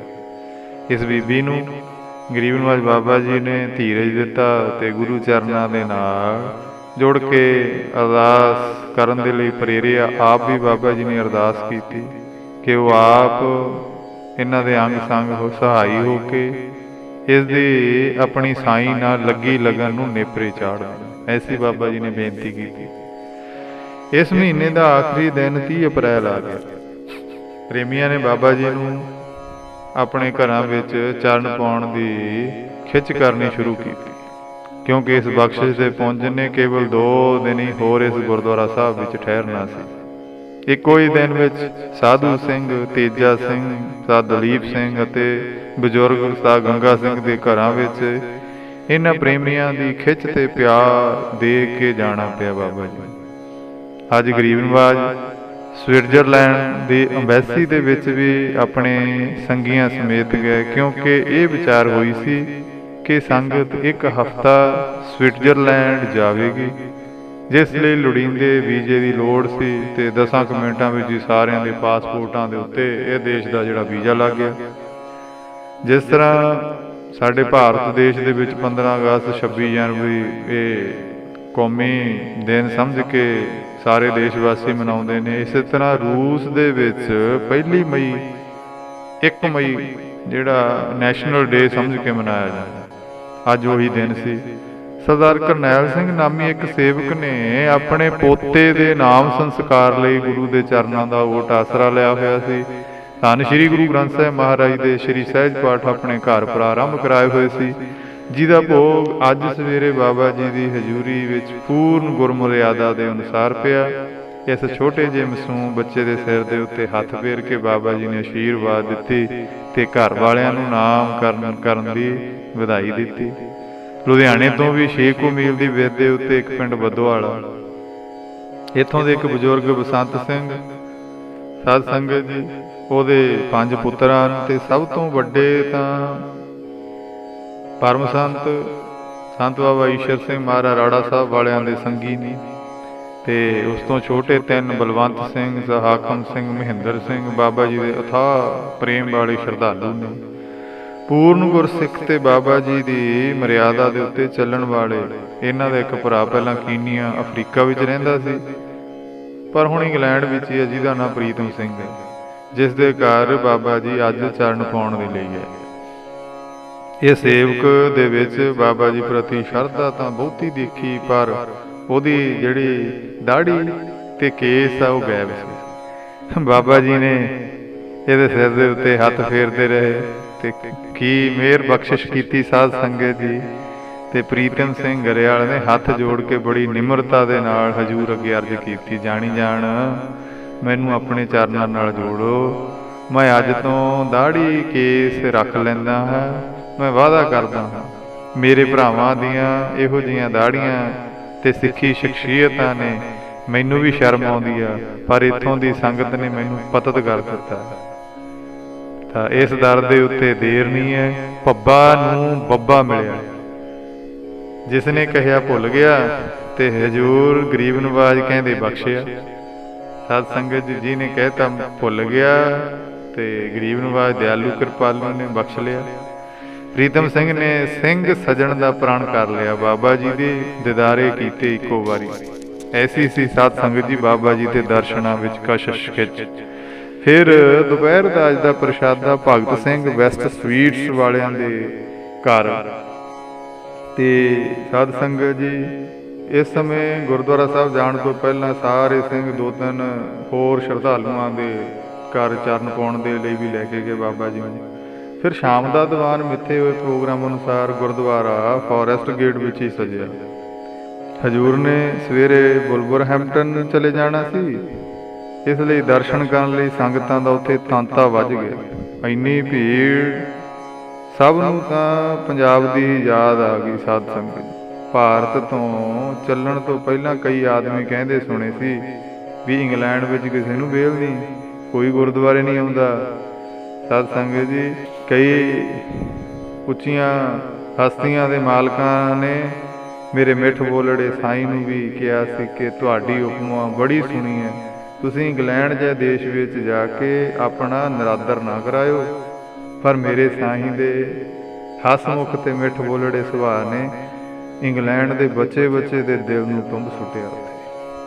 ਸਾਧੂ ਸੰਤਾਂ ਦੀ ਬਾਬਤ ਬਣੀ ਹੋਈ ਉਹ ਸਾਰਿਆਂ ਦੀ ਤਸਵੀਰ ਭੌਂ ਤੋਂ ਡੇਗ ਕੇ ਟੁੱਟ ਗਈ ਤੇ ਮੁੜ ਨਵੇਂ ਸਿਰਿਓਂ ਲੋਕਾਂ ਦੀ ਸ਼ਰਧਾ ਗੁਰੂ ਘਰ ਤੇ ਉਸ ਦੇ ਉਪਾਸਕਾਂ ਦੇ ਵਿੱਚ ਵੱਜਣ ਲੱਗੀ। ਅੱਜ ਕਈ ਪੱਤਰਕਾਰ ਤੇ ਪਤਵੰਤੇ ਕੇਵਲ ਇਹ ਦੇਖਣ ਲਈ ਆਏ ਹੋਏ ਸੀ ਕਿ ਜੋ ਅਸੀਂ ਇੰਨੇ ਦਿਨਾਂ ਤੋਂ ਸੁਣ ਰਹੇ ਹਾਂ ਉਹਦੇ ਵਿੱਚ ਸੱਚਾਈ ਵੀ ਹੈ ਕੋਈ ਭੁਰਾ, ਜਾਂ ਲੋਕ ਐਵੇਂ ਝੂਠ ਮੂਠ ਇਹਨਾਂ ਨੂੰ ਤਿਆਗਦਿਆਂ ਪੁਤਲਿਆਂ ਦੀ ਵਡਿਆਈ ਕਰੀ ਜਾਂਦੇ ਨੇ। ਇਹਨਾਂ ਸਾਰਿਆਂ ਦੇ ਹਿਰਦਿਆਂ ਵਿੱਚ ਅਥਾਹ ਸਤਿਕਾਰ ਠਾਠਾਂ ਮਾਰਨ ਲੱਗਾ ਜਦੋਂ ਗੁਰਦੁਆਰਾ ਸਾਹਿਬ ਦੇ ਪ੍ਰਧਾਨ ਵੱਲੋਂ ਦਿੱਤੀ ਸਰਪਾਉ ਦੀ ਰਕਮ ਬਾਬਾ ਜੀ ਨੇ ਧੰਨ ਸ਼੍ਰੀ ਗੁਰੂ ਗ੍ਰੰਥ ਸਾਹਿਬ ਮਹਾਰਾਜ ਜੀ ਦੇ ਚਰਨਾਂ ਵਿੱਚ ਰੱਖ ਕੇ ਮੱਥਾ ਟੇਕ ਦਿੱਤਾ ਤੇ ਨਾਲ ਹੀ ਹੱਥ ਜੋੜ ਕੇ ਸਾਰੀ ਜੁੜੀ ਸੰਗਤ ਅੱਗੇ ਬੇਨਤੀ ਕੀਤੀ। ਸਾਧ ਸੰਗਤ ਜੀ ਉੱਥੇ ਵੱਡੇ ਵੱਡੇ ਪੱਤਰਕਾਰ ਵੀ ਖੜੇ। ਮੇਰੇ ਲਈ ਬਾਬਾ ਜੀ ਪਤਾ ਕੀ ਕਹਿੰਦੇ ਨੇ? ਕਹਿੰਦੇ ਮੇਰੇ ਲਈ ਸਭ ਤੋਂ ਵੱਡਾ ਸਰੋਪਾ ਉਹ ਭਾਈ ਇਹ ਹੈ, ਸੰਗਤ ਮੈਨੂੰ ਅਸ਼ੀਰਵਾਦ ਦੇਵੇ, ਮੇਰੇ ਸਾਈਂ ਦੇ ਨਾਲ ਸਵਾਸਾਂ ਤੱਕ ਨਿਭ ਜਾਵੇ। ਮੈਂ ਸੰਤ ਪਦਵੀ ਦਾ ਮਾਲਕ ਨਹੀਂ, ਸੰਗਤ ਮੈਨੂੰ ਮਾਣ ਬਖਸ਼ਦੀ ਹੈ ਤਾਂ ਮੈਂ ਉਸ ਨੂੰ ਸਿਰ ਮੱਥੇ ਜਿਹੜਾ ਕਬੂਲ ਦਾ ਹੋਇਆ ਉਸ ਦਰ ਦੇ ਉੱਤੇ ਭੇਟ ਚੜਾਉਣਾ, ਜਿਸ ਦਰ ਨੇ ਇਹ ਉਚਤਾਈ ਤੇ ਵਡਿਆਈ ਮੈਨੂੰ ਦਿੱਤੀ ਹੈ। ਆਓ ਅਸੀਂ ਸਾਰੇ ਇਸ ਧੰਨ ਸ਼੍ਰੀ ਗੁਰੂ ਗ੍ਰੰਥ ਸਾਹਿਬ ਮਹਾਰਾਜ ਦੇ ਲੜ ਲੱਗੀਏ ਤੇ ਇਸ ਕਲਯੁਗ ਦੇ ਵਗਦਿਆਂ ਤੱਤਿਆਂ ਝੋਲਿਆਂ ਤੋਂ ਬਚ ਕੇ ਗੁਰੂ ਸਾਹਿਬ ਦੀ ਗੋਦੀ ਦਾ ਆਨੰਦ ਮਾਣ ਸਕੀਏ। ਇਸ ਸਮੇਂ ਕਈ ਪ੍ਰਚਾਰਕ ਵੀ ਉੱਥੇ ਆਏ ਹੋਏ ਸੀ ਸੰਗਤ ਵਿੱਚ, ਜਿਨ੍ਹਾਂ ਨੇ ਸਾਰਾ ਦ੍ਰਿਸ਼ ਅੱਖੀਂ ਦੇਖਿਆ ਤੇ ਜੋ ਇਸ ਤੋਂ ਮਗਰੋਂ ਇੰਗਲੈਂਡ ਦੇ ਕੋਨੇ-ਕੋਨੇ ਵਿੱਚ ਆਪ ਜੀ ਦੀ ਜਾ ਕੇ ਉਪਮਾ ਵਡਿਆਈ ਕਰਦੇ ਰਹੇ। ਹਰ ਪਤਵੰਤੇ ਤੇ ਪੱਤਰਕਾਰ ਦੇ ਮੂੰਹੋਂ ਇਹੀ ਨਿਕਲ ਰਿਹਾ ਸੀ, ਅਸਲ ਪੂਰਨ ਸਰੂਪ ਪੂਰਨ ਜੋਗੀ ਕਰਮ ਜੋਗੀ ਦੇ ਵਿੱਚ ਮਹਾਂਪੁਰਖਾਂ ਦੇ ਸਰੂਪ ਦੇ ਅੰਦਰ ਅੱਜ ਰੱਬ ਦੇ ਦਿਦਾਰੇ ਹੋਏ ਨੇ, ਜਿਨ੍ਹਾਂ ਤਿਆਗ ਤੇ ਨਿਮਰਤਾ ਦੀ ਮਿਸਾਲ ਕਾਇਮ ਕਰਕੇ ਬੇਮੁਖ ਹੋ ਰਹੇ ਜੀਵਾਂ ਨੂੰ ਇੰਗਲੈਂਡ ਵਿੱਚ ਆ ਕੇ ਮੁੜ ਗੁਰੂ ਘਰ ਦੇ ਨਾਲ ਜੋੜ ਦਿੱਤਾ। ਸਤ ਸੰਗਤ ਜੀ ਇੰਗਲੈਂਡ ਵਿੱਚ ਜਿਹੜੀ ਦਿਨ ਤਿਉਹਾਰ ਇਹ ਤਰੀਕ ਤੇ ਮਿਤੀ ਅਨੁਸਾਰ ਨਹੀਂ ਮਨਾਏ ਜਾਂਦੇ, ਬਲਕਿ ਐਤਵਾਰ ਦੀ ਛੁੱਟੀ ਹੋਣ ਕਰਕੇ ਸੰਗਤਾਂ ਇਕੱਠੇ ਹੋ ਕੇ ਐਤਵਾਰ ਨੂੰ ਮਨਾਉਂਦੀਆਂ ਨੇ। ਇਸ ਕਰਕੇ ਅੱਜ 2 ਮਈ ਨੂੰ ਐਤਵਾਰ ਵਾਲੇ ਦਿਨ ਲੀਟਨ ਦੇ ਜਿਹੜੀ ਸੰਗਤ ਨੇ ਵਿਸਾਖੀ ਦਾ ਪੁਰਬ ਮਨਾਇਆ ਤੇ ਇੱਕ ਗਿਰਜਾ ਘਰ ਦਾ ਹਾਲ ਇਸ ਮੰਤਵ ਦੇ ਲਈ ਬੁੱਕ ਕੀਤਾ ਗਿਆ। ਬਾਬਾ ਜੀ ਨੂੰ ਬੇਨਤੀ ਕੀਤੀ ਕਿ ਵੁਲਵਰਹੈਂਪਟਨ ਜਾਣ ਤੋਂ ਪਹਿਲਾਂ ਕੁਝ ਸਮੇਂ ਲਈ ਵਿਸਾਖੀ ਦਾ ਪੁਰਬ ਮਨਾ ਰਹੀ ਸੰਗਤ ਨੂੰ ਆਪ ਜੀ ਦਰਸ਼ਨ ਦੇਵੋ। ਪ੍ਰੇਮੀਆਂ ਦਾ ਸਨੇਹ ਤੇ ਪਿਆਰ ਦੇਖਦਿਆਂ ਹੋਇਆਂ ਗਰੀਬ ਨਵਾਜ ਬਾਬਾ ਜੀ ਨੇ 1 ਘੰਟੇ ਦਾ ਟਾਈਮ ਇਸ ਸ਼ੁਭ ਅਵਸਰ ਦੇ ਉੱਤੇ ਜਾਣ ਦੇ ਲਈ ਦਿੱਤਾ।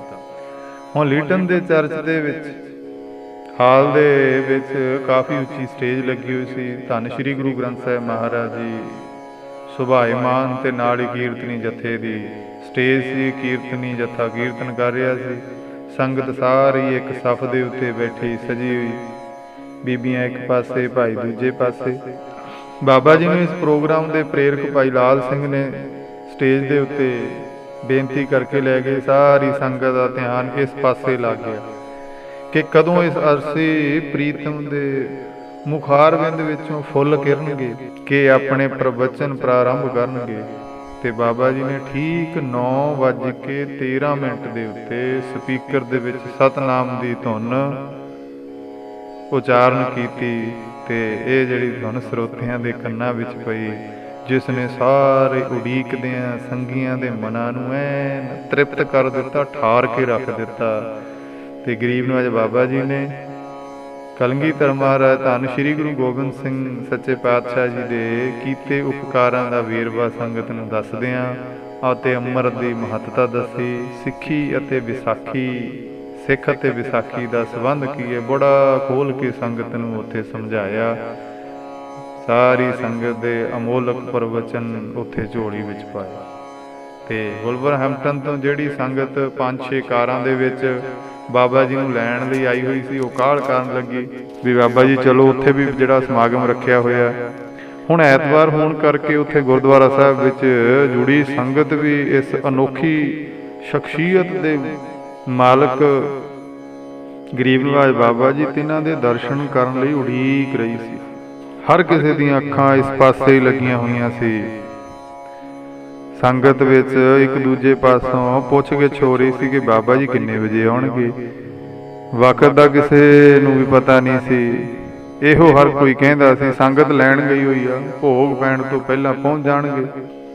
ਤੇ ਪੂਰਨਮਾਸ਼ੀ ਦੇ ਚੰਦਰਮਾ ਨਾਲੋਂ ਵੀ ਤੇਜ਼ ਪ੍ਰਕਾਸ਼ ਤੇ ਸ਼ੀਤਲ ਸੁਭਾਅ ਮੁਖੜੇ ਨੇ ਜਦੋਂ ਵੁਲਵਰਹੈਂਪਟਨ ਦੇ ਗੁਰਦੁਆਰਾ ਸਾਹਿਬ ਵਿਖੇ ਆਪਣੇ ਮੁਬਾਰਕ ਕਦਮ ਰੱਖੇ। ਰੌਲਾ ਰੱਪਾ ਤੇ ਬੱਚਿਆਂ ਦੀ ਚੀਕ ਚਿੰਗਾੜ ਉੱਕਾ ਹੀ ਬੰਦ ਹੋ ਗਈ। ਭਾਵੇਂ ਇੱਥੇ ਪਹੁੰਚਣ ਵਿੱਚ ਆਪ ਜੀ ਥੋੜਾ ਜਿਹਾ ਲੇਟ ਹੋ ਗਏ, ਪਰ ਸੰਗਤ ਜਿਉਂ ਦੀ ਤਿਉਂ ਜੁੜੀ ਬੈਠੀ। ਜਿਸ ਨੂੰ ਦਰਸ਼ ਦੀ ਸਿੱਖ ਹੋਵੇ ਭਾਵੇਂ ਸਾਰੀ ਉਮਰ ਵੀ ਉਡੀਕ ਲੈਂਦਾ। ਇਹ ਤਾਂ ਘੰਟੇ ਜਾਂ ਮਿੰਟਾਂ ਦੀ ਗੱਲ ਸੀ। ਤੇ ਸਤ ਸੰਗਤ ਜੀ, ਨਿਤ ਸੰਗਤ ਵਿੱਚ ਆਉਣ ਵਾਲੇ ਸੰਗੀ ਤਾਂ ਜਾਣਦੇ ਹੀ ਸੀ ਕਿ ਜੈਲਦਾਰ ਅਜੈਬ ਸਿੰਘ ਜੋਧਾਂ ਵਾਲੇ ਬਾਬਾ ਜੀ ਦੇ ਚਰਨਾਂ ਨਾਲ ਕਿੰਨਾ ਪਿਆਰ ਕਰਦੇ ਆ। ਸੁਰਜੀਤ ਸਿੰਘ ਹੋਰਾਂ ਦੇ ਦੋ ਸਪੁੱਤਰ ਹਰਭਜਨ ਸਿੰਘ, ਜਗਤਾਰ ਸਿੰਘ ਇਸੇ ਸ਼ਹਿਰ ਵਿੱਚ ਵੁਲਵਰਹੈਂਪਟਨ ਵਿੱਚ ਰਹਿੰਦੇ ਨੇ। ਤੇ ਗਰੀਬ ਨਵਾਜ ਬਾਬਾ ਜੀ ਦੇ ਆਰਾਮ ਕਰਨ ਦੇ ਲਈ ਆਸਣ ਇਹਨਾਂ ਦੇ ਘਰ ਫੇਰ ਅੱਜ ਦਾ 46 ਕੋਟ ਰੋਡ ਉੱਤੇ ਲਾ ਦਿੱਤਾ, ਜਿਸ ਦੀ ਪ੍ਰਸੰਨਤਾ ਆਪ ਜੀ ਪਾਸੋਂ ਪਹਿਲਾਂ ਹੀ ਇਹਨਾਂ ਦੋਵਾਂ ਨੇ ਲੈ ਲਈ ਸੀ। ਸ਼ਾਮ ਦਾ ਦੀਵਾਨ ਫਿਰ ਗੁਰਦੁਆਰਾ ਸਾਹਿਬ ਵਿੱਚ ਹੀ ਸਜਿਆ। ਸੰਗਤ ਬਹੁਤ ਜੁੜੀ। ਨਿਰੋਲ ਕੀਰਤਨ ਉਪਰੰਤ ਸਤ ਸੰਗਤ ਜੀ ਉਸ ਗੁਰਦੁਆਰਾ ਸਾਹਿਬ ਵਿਖੇ ਗਰੀਬ ਨਵਾਜ ਬਾਬਾ ਜੀ ਦਾ ਮੌਜੂਦਾ ਨਿਜ ਸਰੂਪ ਪਰਮ ਪੂਜਨੀਕ ਧੰਨ ਸ਼੍ਰੀ ਹਜ਼ੂਰ ਬਾਬਾ ਹਰਨੇਕ ਸਿੰਘ ਮਹਾਰਾਜ ਜੀ ਤੇ ਇਹਨਾਂ ਨੇ ਸੋਦਾ ਰਹਿਰਾ ਸਾਹਿਬ ਜੀ ਦਾ ਪਾਠ ਕੀਤਾ। ਤੇ ਫਿਰ ਬਾਬਾ ਜੀ ਨੇ ਆਪਣੇ ਅਮੋਲਕ ਬਚਨ ਪ੍ਰਾਰੰਭ ਕੀਤੇ, ਜਿਸ ਲਾਲਸਾ ਲਈ ਵੁਲਵਰਹੈਂਪਟਨ ਦੇ ਵਸਨੀਕਾਂ ਦੁਆਰਾ ਗੁਰਦੁਆਰਾ ਸਾਹਿਬ ਵਿਖੇ ਇਕੱਤਰ ਹੋਏ ਸੀ। ਭਾਵੇਂ ਹਰ ਵਿਅਕਤੀ ਦੇ ਕੰਨੀ ਇਹ ਭਿਣਕ ਪੈ ਚੁੱਕੀ ਸੀ ਕਿ ਇਹ ਤਿਆਗੀ ਮੋਹ ਮਾਇਆ ਦੇ ਜਾਲ ਤੋਂ ਰਹਿਤ ਨੇ, ਪਰ ਫਿਰ ਵੀ ਨਵੀਂ ਸੰਗਤ ਨੂੰ ਗਰੀਬ ਨਵਾਜ ਨੇ ਸੰਬੋਧਨ ਕਰਦਿਆਂ ਸਾਧ ਸੰਗਤ ਜੀ ਐਸੇ ਪ੍ਰਵਚਨ ਉੱਥੇ ਸੰਗਤ ਦੀ ਝੋਲੀ ਪਾਈ। ਬਾਬਾ ਜੀ ਫਰਮਾ ਰਹੇ ਨੇ, ਗੁਰਮੁਖੋ ਜੇ ਸਾਧੂ ਪਾਸ ਕੌਡੀ ਹੈ ਤਾਂ ਸਾਧੂ ਕੌਡੀ ਦਾ ਨਹੀਂ, ਜੇ ਗ੍ਰਸਤੀ ਪਾਸ ਕੌਡੀ ਨਹੀਂ ਤਾਂ ਗ੍ਰਸਤੀ ਕੌਡੀ ਦਾ ਨਹੀਂ। ਇਹ ਬਚਨ ਗਰੀਬ ਨਵਾਜ ਆਪਣੇ ਮੁਰਸ਼ਦ ਦੀ ਸਿੱਖਿਆ ਵਿੱਚ ਲੀਨ ਹੋ ਕੇ ਕਰ ਰਹੇ ਸੀ। ਕਈ ਵਾਰ ਗੁਰੂ ਨਾਨਕ ਸੱਚੇ ਪਾਤਸ਼ਾਹ ਮਹਾਰਾਜ ਜੀ ਦੀਆਂ ਬੇਅੰਤ ਬਖਸ਼ਿਸ਼ਾਂ ਪ੍ਰਾਪਤ ਕਰਨ ਵਾਲੇ ਪਰਮੇਸ਼ਰ ਸਰੂਪ ਬਾਬਾ ਆਨੰਦ ਸਿੰਘ ਮਹਾਰਾਜ ਜੀ ਕਲੇਰਾਂ ਵਾਲੇ ਇਸ ਗੱਲ ਨੂੰ, ਇਸ ਬਚਨ ਨੂੰ ਆਪਣੇ ਨਿਕਟ ਵਰਤੀਆਂ ਅੱਗੇ ਕਰਿਆ ਕਰਦੇ ਸੀ। ਭਾਈ ਜੇ ਸਾਧੂ ਪਾਸ ਪੈਸਾ ਆ ਗਿਆ ਤਾਂ ਉਸ ਦਾ ਧਿਆਨ ਇਸ ਦੀ ਵਰਤੋਂ ਤੇ ਸੰਭਾਲ ਵਿੱਚ ਹੀ ਗੁਰੂ ਜਸ ਨਾਲੋਂ ਦੂਰ ਚਲਿਆ ਜਾਊਗਾ ਤੇ ਨਿਰਮੋਲਕ ਭਜਨ ਬਾਣੀ ਨਾਲ ਟੁੱਟ ਜਾਊਗਾ, ਜਿਸ ਕਰਕੇ ਉਸ ਦੀ ਉਪਮਾ ਬਾਕੀ ਸੰਸਾਰੀਆਂ ਨਾਲੋਂ ਵਧੇਕ ਹੈ। ਹੋ ਗਿਆ ਕੌਡੀ ਦਾ, ਜਦੋਂ ਜਿਹੜੀ ਸਾਧ ਸੰਗਤ ਦੀ ਸ਼ੋਭਾ ਹੀ ਨਾ ਰਹੀ, ਲਗਨੀ ਨਾ ਰਿਹਾ ਤੇ ਪੱਲੇ ਕੇਵਲ ਦਿਖਾਵਾ ਤੇ ਸਾਧ ਸੰਗਤ ਜੀ ਪਖੰਡ ਰਹਿ ਗਏ। ਭਾਈ ਹੋ ਗਿਆ ਸਾਧੂ ਕੌਡੀ ਦਾ। ਤੇ ਜਿਹੜਾ ਗ੍ਰਸਤੀ ਹੈ ਜਗਿਆਸੂ ਦੇ ਘਰ ਜਿਵੇਂ ਪ੍ਰਾਹੁਣੇ ਆਉਣਗੇ ਧੀ ਜਵਾਈ ਨੂੰ ਵੀ ਤੋਰਨਾ, ਆਏ ਸਾਧੂ ਸੰਤਾਂ ਨੂੰ ਪ੍ਰਸ਼ਾਦਾ ਵੀ ਛਕਾਉਣਾ, ਗੌਰਮੈਂਟ ਦਾ ਕਰ ਵੀ ਦੇਣਾ। ਜੇ ਉਸ ਪਾਸ ਦਮੜੇ ਨਹੀਂ ਤਾਂ ਉਹ ਸਭ ਕੁਛ ਇਹ ਕਿੱਥੋਂ ਕਰੂਗਾ। ਜੇ ਸਭ ਕੁਝ ਕਰਨ ਤੋਂ ਅਸਮਰੱਥ ਹੈ ਤਾਂ ਸਾਡੇ ਸਮਾਜ ਵਿੱਚ ਉਸ ਲਈ ਕੋਈ ਥਾਂ ਨਹੀਂ, ਭਾਵ ਕਿ ਉਹ ਹੋ ਗਿਆ ਕੌਡੀ ਦਾ। ਇਹ ਗ੍ਰਸਤੀ ਲਈ ਹੈ।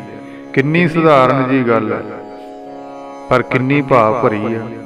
ਇਸ ਨਿਤ ਕਰਮ ਦੇ ਪ੍ਰੋਗਰਾਮ ਦੀ 9 ਵਜੇ ਸਮਾਪਤੀ ਹੋਈ। ਫਿਰ ਸੰਗਤ 46 ਕੋਟ ਰੋਡ ਵਿਖੇ ਆਪਣੇ ਆਸਣ ਦੇ ਉੱਤੇ ਸਾਰੀ ਚਲੀ ਗਈ। ਕਈ ਗੁਰਬਾਣੀ ਦੇ ਅਭਿਆਸੀ ਤੇ ਬਾਬਾ ਜੀ ਦੇ ਬਚਨਾਂ ਦੇ ਪ੍ਰੇਰੇ ਹੋਏ ਆਪ ਜੀ ਦੇ ਨਿਵਾਸ ਸਥਾਨ ਉੱਤੇ ਮਗਰੀ ਆ ਗਏ, ਜਿਸ ਕਰਕੇ ਉਹਨਾਂ ਪ੍ਰੇਮੀਆਂ ਨਾਲ ਬਚਨ ਵਿਲਾਸ ਕਰਦਿਆਂ ਹੋਇਆਂ ਕਰੀਬ ਰਾਤ ਦੇ ਸਤ ਸੰਗਤ ਜੀ 11 ਵਜ ਗਏ। ਸੋ ਸਤ ਸੰਗਤ ਜੀ 3 ਅਤੇ 4 ਮਈ 1971 ਦੇ ਦਿਹਾੜੇ ਬਾਬਾ ਜੀ ਵੁਲਵਰਹੈਂਪਟਨ ਤੋਂ 14 ਮੀਲ ਦੀ ਵਿੱਥ ਉੱਤੇ ਡੀਨ ਪਾਰਕ ਤੇ ਡੀਨ ਲੇਕ ਵੇਖਣ ਲਈ ਗਏ। ਤੇ ਬਾਬਾ ਜੀ ਨੇ ਡੀਨ ਲੇਕ ਦੇ ਵਿੱਚ ਕਿਸ਼ਤੀ ਵਿੱਚ ਬੈਠ ਕੇ ਕੁਝ ਸਮੇਂ ਲਈ ਉੱਥੇ ਸੈਰ ਵੀ ਕੀਤੀ। ਜਲ ਪਾਣੀ ਦਾ ਪ੍ਰਬੰਧ ਜੋਧਾਂ ਤੋਂ ਸੁਖਵਿੰਦਰ ਸਿੰਘ ਜੀ ਤੇ ਕੁੱਕੂ ਦੋਵੇਂ ਭਰਾਵਾਂ ਨੇ ਕੋਟ ਰੋਡ ਜਿਹੜੇ ਉਹ ਰਹਿੰਦੇ ਸੀ ਉਹਨਾਂ ਨੇ ਕੀਤੀ। ਤੇ ਵੁਲਵਰਹੈਂਪਟਨ ਅਤੇ ਬਰਮਿੰਘਮ ਦੇ ਵਿਚਕਾਰ ਇੱਕ ਬੜਾ ਹੀ ਪੁਰਾਤਨ ਇਤਿਹਾਸਕ ਕਿਲਾ ਹੈ। ਇਹ ਥਾਂ ਡੈਡਲੀ ਦੇ ਨਾਂ ਨਾਲ ਪੁਕਾਰੀ ਜਾਂਦੀ ਹੈ। ਇਸ ਡਿੱਗੇ ਢੱਠੇ ਪੁਰਾਣੇ ਕਿਲੇ ਵਿੱਚ ਚਿੜੀਆ ਘਰ ਬਣਾਇਆ ਹੋਇਆ ਹੈ, ਜਿਸ ਤਰ੍ਹਾਂ ਸਾਡੇ ਦੇਸ਼ ਵਿੱਚ ਵੀ ਦਿੱਲੀ ਦੇ ਪੁਰਾਣੇ ਕਿਲੇ ਦੇ ਨਾਲ ਹੀ ਚਿੜੀਆ ਘਰ। ਡੈਡਲੀ ਦੇ ਇਹ ਚਿੜੀਆ ਘਰ ਦੇ ਵਿੱਚ 5 ਮਈ ਦੀ ਸਵੇਰ ਦੇ ਦੀਵਾਨ ਮਗਰੋਂ ਸੰਗਤ ਬਾਬਾ ਜੀ ਨੂੰ ਨਾਲ ਲੈ ਕੇ ਆ ਗਈ ਸੀ। ਇੱਥੇ ਵੀ ਅੰਗਰੇਜ਼ ਬੱਚਿਆਂ ਨੇ ਬਾਬਾ ਜੀ ਦੇ ਆਲੇ ਦੁਆਲੇ ਐਨ ਝੁਰਮਟ ਪਾ ਦਿੱਤਾ ਤੇ ਹਜੂਰ ਨੇ ਆਪਣੀ ਜੇਬ ਦੇ ਵਿੱਚੋਂ ਇਲਾਇਚੀਆਂ ਤੇ ਮਿਸ਼ਰੀ ਦਾ ਜਿਹੜਾ ਪ੍ਰਸ਼ਾਦ ਉਹ ਇਹਨਾਂ ਬੱਚਿਆਂ ਨੂੰ ਬਖਸ਼ਿਸ਼ ਕੀਤੀ। ਤੇ ਕੈਮਰੇ ਵਾਲਿਆਂ ਨੇ ਫਿਰ ਆਪਣੀ ਫੁਰਤੀ ਦਿਖਾਈ, ਧੜਾ ਧੜ ਫੋਟੋਆਂ ਜਿਹੜੀਆਂ ਖਿੱਚਣੀਆਂ ਸ਼ੁਰੂ ਕਰ ਦਿੱਤੀਆਂ। ਤੇ ਇਹ ਜਿਹੜਾ ਕਿਲਾ ਛੋਟੀ ਜਿਹੀ ਇੱਕ ਪਹਾੜੀ ਦੀ ਚੋਟੀ ਉੱਤੇ ਜਿਹਦੇ ਚੜ੍ਹਾਈ ਚੜ੍ਹਨ ਲਈ ਬਿਜਲੀ ਦੀਆਂ ਇੱਕ ਬੰਦੇ ਦੇ ਬੈਠਣ ਵਾਲੀਆਂ ਟਰਾਲੀਆਂ ਇੱਥੇ ਚੱਲਦੀਆਂ ਹਨ, ਜਿਸ ਵਿੱਚ ਕੁਝ ਪੈਸੇ ਦੇ ਕੇ ਬੈਠਣਾ ਪੈਂਦਾ। ਸਾਰੀ ਸੰਗਤ ਬਾਬਾ ਜੀ ਦੀ ਆਗਿਆ ਨਾਲ ਇਹਨਾਂ ਟਰਾਲੀਆਂ ਵਿੱਚ ਹੀ ਉੱਪਰ ਇਸ ਕਿਲੇ ਦੇ ਦਰਵਾਜ਼ੇ ਤੱਕ ਗਈ। ਬਾਬਾ ਜੀ ਦੇ ਪਿੱਛੇ ਇੱਕੋ ਲਾਈਨ ਦੇ ਵਿੱਚ ਕਿੰਨੀ ਲੰਮੀ ਦੂਰ ਤੱਕ ਸੰਗਤ ਬੈਠੀ ਜਾਂਦੀ ਸੀ। ਇਹ ਦ੍ਰਿਸ਼ ਵੀ ਉਦੋਂ ਦੇਖਣ ਵਾਲਾ ਸੀ। ਬਾਬਾ ਜੀ ਇਹ ਮੁਸਕਰਾ ਕੇ ਕਹਿਣ ਲੱਗੇ, ਅੱਜ ਤਾਂ ਗੁਰਮੁਖੋ ਇੱਕ ਹੋਰ ਨਵੀਂ ਸਵਾਰੀ ਕਰ ਲਈ। ਫਿਰ ਸੰਗਤ ਸਤ ਸੰਗਤ ਜੀ ਮਤਲਬ ਜਿਹੜੇ ਵੁਲਵਰਹੈਂਪਟਨ ਦੀ ਯਾਤਰਾ ਦਾ ਹਾਲ ਆ ਜਿਹੜਾ ਉਹ ਅਧੂਰਾ ਸਮਝਾਂਗੇ ਜੇ ਇਹਦੇ ਵਿੱਚ ਸ਼੍ਰੀ RS ਗਿੱਲ ਉਹਨਾਂ ਬਾਰੇ ਨਹੀਂ ਜ਼ਿਕਰ ਕਰਾਂਗੇ। ਤੇ ਇਹ ਗਿੱਲ ਪਿੰਡ ਦੇ ਰਹਿਣ ਵਾਲੇ ਸੀ, ਪਰ ਹੁਣ ਵੁਲਵਰਹੈਂਪਟਨ ਦੇ ਹੀ ਵਸਨੀਕ ਸੀਗੇ। ਜਿੰਨਾ ਚਿਰ ਬਾਬਾ ਜੀ ਇਸ ਦੇਸ਼ ਇੰਗਲੈਂਡ ਦੇ ਵਿੱਚ 3 ਮਈ ਤੋਂ ਮਗਰੋਂ ਰਹੇ, ਇਹ ਗੁਰਮੁਖ ਹਰ ਵੇਲੇ ਬਾਬਾ ਜੀ ਦੇ ਅੱਗੇ ਹੱਥ ਜੋੜ ਕੇ ਖੜੇ ਰਹਿੰਦੇ ਤੇ ਹਰ ਸਮੇਂ ਇਸ ਉਡੀਕ ਦੇ ਵਿੱਚ ਰਹਿੰਦੇ ਬਾਬਾ ਜੀ ਜੋ ਵੀ ਆਪਣੇ ਮੁਖ ਤੋਂ ਮੁਖਾਰ ਬੰਦੋਂ ਕੋਈ ਵੀ ਹੁਕਮ ਕਰਨਗੇ ਉਹਨੂੰ ਪਾਲ ਕੇ ਅਸੀਂ ਆਪਣਾ ਜਨਮ ਸਵਾਰੀ। ਹਜੂਰ ਵੀ ਇਹਦੇ ਪ੍ਰੇਮ ਤੇ ਸ਼ਰਧਾ ਉੱਤੇ ਬੜੇ ਪ੍ਰਸੰਨ ਸੀ। ਕਈ ਘੰਟੇ ਗਿੱਲ ਹੋਰਾਂ ਨਾਲ ਬਚਨ ਵਿਲਾਸ ਬਾਬਾ ਜੀ ਕਰਦੇ ਰਹਿੰਦੇ ਤੇ ਗਰੀਬ ਨਵਾਜ਼ ਦੇ ਜਿਹੜੇ ਸੇਵਕ ਸੇਵਾ ਬਣ ਕੇ ਕੀਤੀ, ਸੰਗਤ ਦਾ ਜਸ ਘਟਿਆ ਤੇ ਹਜੂਰ ਦੀਆਂ ਆਸ਼ੀਰਵਾਦਾਂ ਜਿਹੜੀਆਂ ਪ੍ਰਾਪਤ ਕੀਤੀਆਂ। ਇਹ ਸਾਖੀ ਨਹੀਂ ਸਾਧ ਸੰਗਤ ਜੀ, ਸਾਖਿਆਤ ਆ। ਤੇ ਬਾਬਾ ਜੀ ਦੇ ਪ੍ਰਤਾਪ ਨੇ ਪਤਾ ਨਹੀਂ ਕਿੰਨੇ ਦਿਲਾਂ ਦੀਆਂ ਡੋਰਾਂ ਜਿਹੜੀਆਂ ਹਿਲਾਈਆਂ ਤੇ ਇਕੜੀਆਂ ਪੁਖੜੀਆਂ ਬਿਰਤੀਆਂ ਨੂੰ ਧੰਨ ਗੁਰੂ ਨਾਨਕ ਦੇ ਚਰਨਾਂ ਦੇ ਨਾਲ ਜੋੜਿਆ। ਜਿਹੜਾ ਵੁਲਵਰਹੈਂਪਟਨ ਇੰਗਲੈਂਡ ਤੋਂ 138 ਮੀਲ ਦੂਰ ਹੈ ਤੇ ਬਰਮਿੰਘਮ ਤੋਂ ਕੇਵਲ 18 ਮੀਲ ਦੀ ਜਿਹੜਾ ਵਿੱਥ ਦੇ ਉੱਤੇ ਆ। ਇੰਗਲੈਂਡ ਦੀ ਆਬਾਦੀ ਸਾਡੇ ਭਾਰਤ ਦੇਸ਼ ਵਾਂਗ ਨਹੀਂ ਕਿ ਮੀਲਾਂ ਦਾ ਕੋਈ ਪਿੰਡ ਹੀ ਨਹੀਂ। ਉੱਥੇ ਤਾਂ ਇੱਕ ਸ਼ਹਿਰ ਨਾਲ ਦੂਜੇ ਸ਼ਹਿਰ ਦੀ ਲੜੀ ਸ਼ੁਰੂ ਹੁੰਦੀ ਹੈ ਤੇ ਪਿੰਡ ਇਹਨਾਂ ਸ਼ਹਿਰਾਂ ਨਾਲੋਂ ਵੀ ਵੱਧ ਸੋਹਣੇ ਤੇ ਇੱਕ ਦੂਜੇ ਸ਼ਹਿਰ ਦੀ ਵਿੱਥ ਪੂਰੀ ਕਰਦੇ ਆ। ਤੇ ਵੁਲਵਰਹੈਂਪਟਨ ਵਿੱਚ 3 ਗੁਰਦੁਆਰਾ ਸਾਹਿਬ ਨੇ। ਇੱਕ ਗੁਰੂ ਨਾਨਕ ਗੁਰਦੁਆਰਾ ਸਾਹਿਬ ਜਿਹਦੇ ਪ੍ਰਧਾਨ ਜੰਡੂ ਸਾਹਿਬ ਨਾਮ ਕਰਕੇ ਤੇ ਦੂਸਰੇ ਦੇ ਪ੍ਰਧਾਨ ਸਰਦਾਰ ਅਜੀਤ ਸਿੰਘ ਚੌਹਾਨ ਜਿਹੜੇ ਪੈਲਨ ਸਟਰੀਟ ਵਿੱਚ ਰਹਿੰਦੇ ਨੇ। ਤੇ ਚੌਹਾਨ ਸਾਹਿਬ ਨੇ ਕਈ ਵਾਰੀ ਬਾਬਾ ਜੀ ਅੱਗੇ ਬੇਨਤੀ ਕੀਤੀ, ਕੁਝ ਸਮਾਂ ਸਾਡੇ ਗੁਰਦੁਆਰਾ ਸਾਹਿਬ ਵੀ ਬਾਬਾ ਜੀ ਬਖਸ਼ਿਸ਼ ਕਰੋ। ਪਰ ਹਜੂਰ ਹਰ ਵਾਰੀ ਇਹ ਕਹਿੰਦੇ, ਭਾਈ ਅਸੀਂ ਦਵੈਤ ਮਿਟਾਉਣ ਆਏ ਹਾਂ, ਵਧਾਉਣ ਨਹੀਂ। ਜਿਸ ਦਾ ਮਤਲਬ ਸੀ ਕਿ ਅਸੀਂ ਤਾਂ ਗੁਰੂ ਨਾਨਕ ਨਾਮ ਲੇਵਾ ਸੰਗਤ ਨੂੰ ਸੰਗਠਨ ਕਰਨ ਲਈ, ਏਕੇ ਦੇ ਵਿੱਚ ਲਿਆਉਣ ਦੇ ਲਈ, ਤੇ ਇੱਕ ਥਾਂ ਬਿਠਾਉਣ ਦੇ ਲਈ ਆਏ ਹਾਂ। ਚੰਗਾ ਤਾਂ ਇਹ ਹੈ ਤੁਸੀਂ ਆਪਸੀ ਮਤਭੇਦ ਦੂਰ ਕਰਕੇ ਇੱਕ ਥਾਂ ਤੇ ਇਕਮੁੱਠ ਹੋ ਜਾਓ, ਤਾਂ ਜੋ ਸੰਸਾਰ ਵਿੱਚ ਇੱਕ ਮਿਸਾਲ ਜਿਹੜੀ ਆ ਉਹ ਕਾਇਮ ਹੋ ਜਾਵੇ। ਤੇ ਜੇ ਕਿਤੇ ਕੇਸਾਧਾਰੀ ਜਾਤ ਪਾਤ ਤੋਂ ਰਹਿਤ ਹਨ ਤਾਂ ਉਹ ਆਪਣੇ ਮਤਭੇਦ ਤੋਂ ਵੀ ਕਿਤੇ ਦੂਰ ਨੇ। ਜੇ ਇੱਕ ਪੰਗਤ ਵਿੱਚ ਬੈਠ ਕੇ ਲੰਗਰ ਛਕਦੇ ਹਨ ਤਾਂ ਇੱਕੋ ਵਿਚਾਰਧਾਰਾ ਦੇ ਪੈਰੋਕਾਰ ਵੀ ਹਨ। ਸੋ ਅੱਜ ਜਿਹੜਾ ਦੁਪਹਿਰ ਦਾ ਪ੍ਰਸ਼ਾਦਾ ਸੰਗਤ ਨੇ ਪ੍ਰਧਾਨ ਅਜੀਤ ਸਿੰਘ ਚੌਹਾਨ ਦੇ ਗ੍ਰਹਿ ਵਿਖੇ ਛਕਿਆ। ਸੋ ਤਰੀਕ ਬਦਲਦੀ ਰਹਿੰਦੀ, 7 ਮਈ ਆ ਗਈ। ਇਸ ਤਰ੍ਹਾਂ ਨਿਤ ਕਰਮ ਵੀ ਚੱਲਦਾ ਹੀ ਰਹਿੰਦਾ। ਜਿਹੜਾ ਫਿਰ ਦੁਪਹਿਰ ਦਾ ਪ੍ਰਸ਼ਾਦਾ ਸਦਾ ਹਰਦਿਆਲ ਸਿੰਘ ਜਿਹੜੇ ਜੋਧਾਂ ਵਾਲੇ ਆ, ਹਰਭਜਨ ਸਿੰਘ ਜਗਤਾਰ ਸਿੰਘ ਦੇ ਮਾਮਾ ਜੀ, ਤੇ ਉਹਨਾਂ ਦੇ ਘਰ ਛਕਿਆ।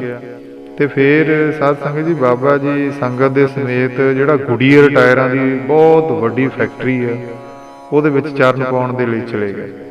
ਇਸ ਫੈਕਟਰੀ ਵਿੱਚ RS ਗਿੱਲ ਉਹ ਕੰਮ ਕਰਦੇ ਸੀ ਤੇ ਉਹਨਾਂ ਨੇ ਇਸ ਦੇ ਦਿਖਾਉਣ ਦਾ ਪੂਰਾ ਪ੍ਰਬੰਧ ਕੀਤਾ ਸੀ। ਜਿੱਡੀ ਕਿਸੇ ਦੀ ਵਿਚਾਰ ਸ਼ਕਤੀ ਓਡਾ ਹੀ ਵੱਡਾ ਤੇ ਉਹ ਨਕਸ਼ਾ ਕਲਪ ਸਕਦਾ।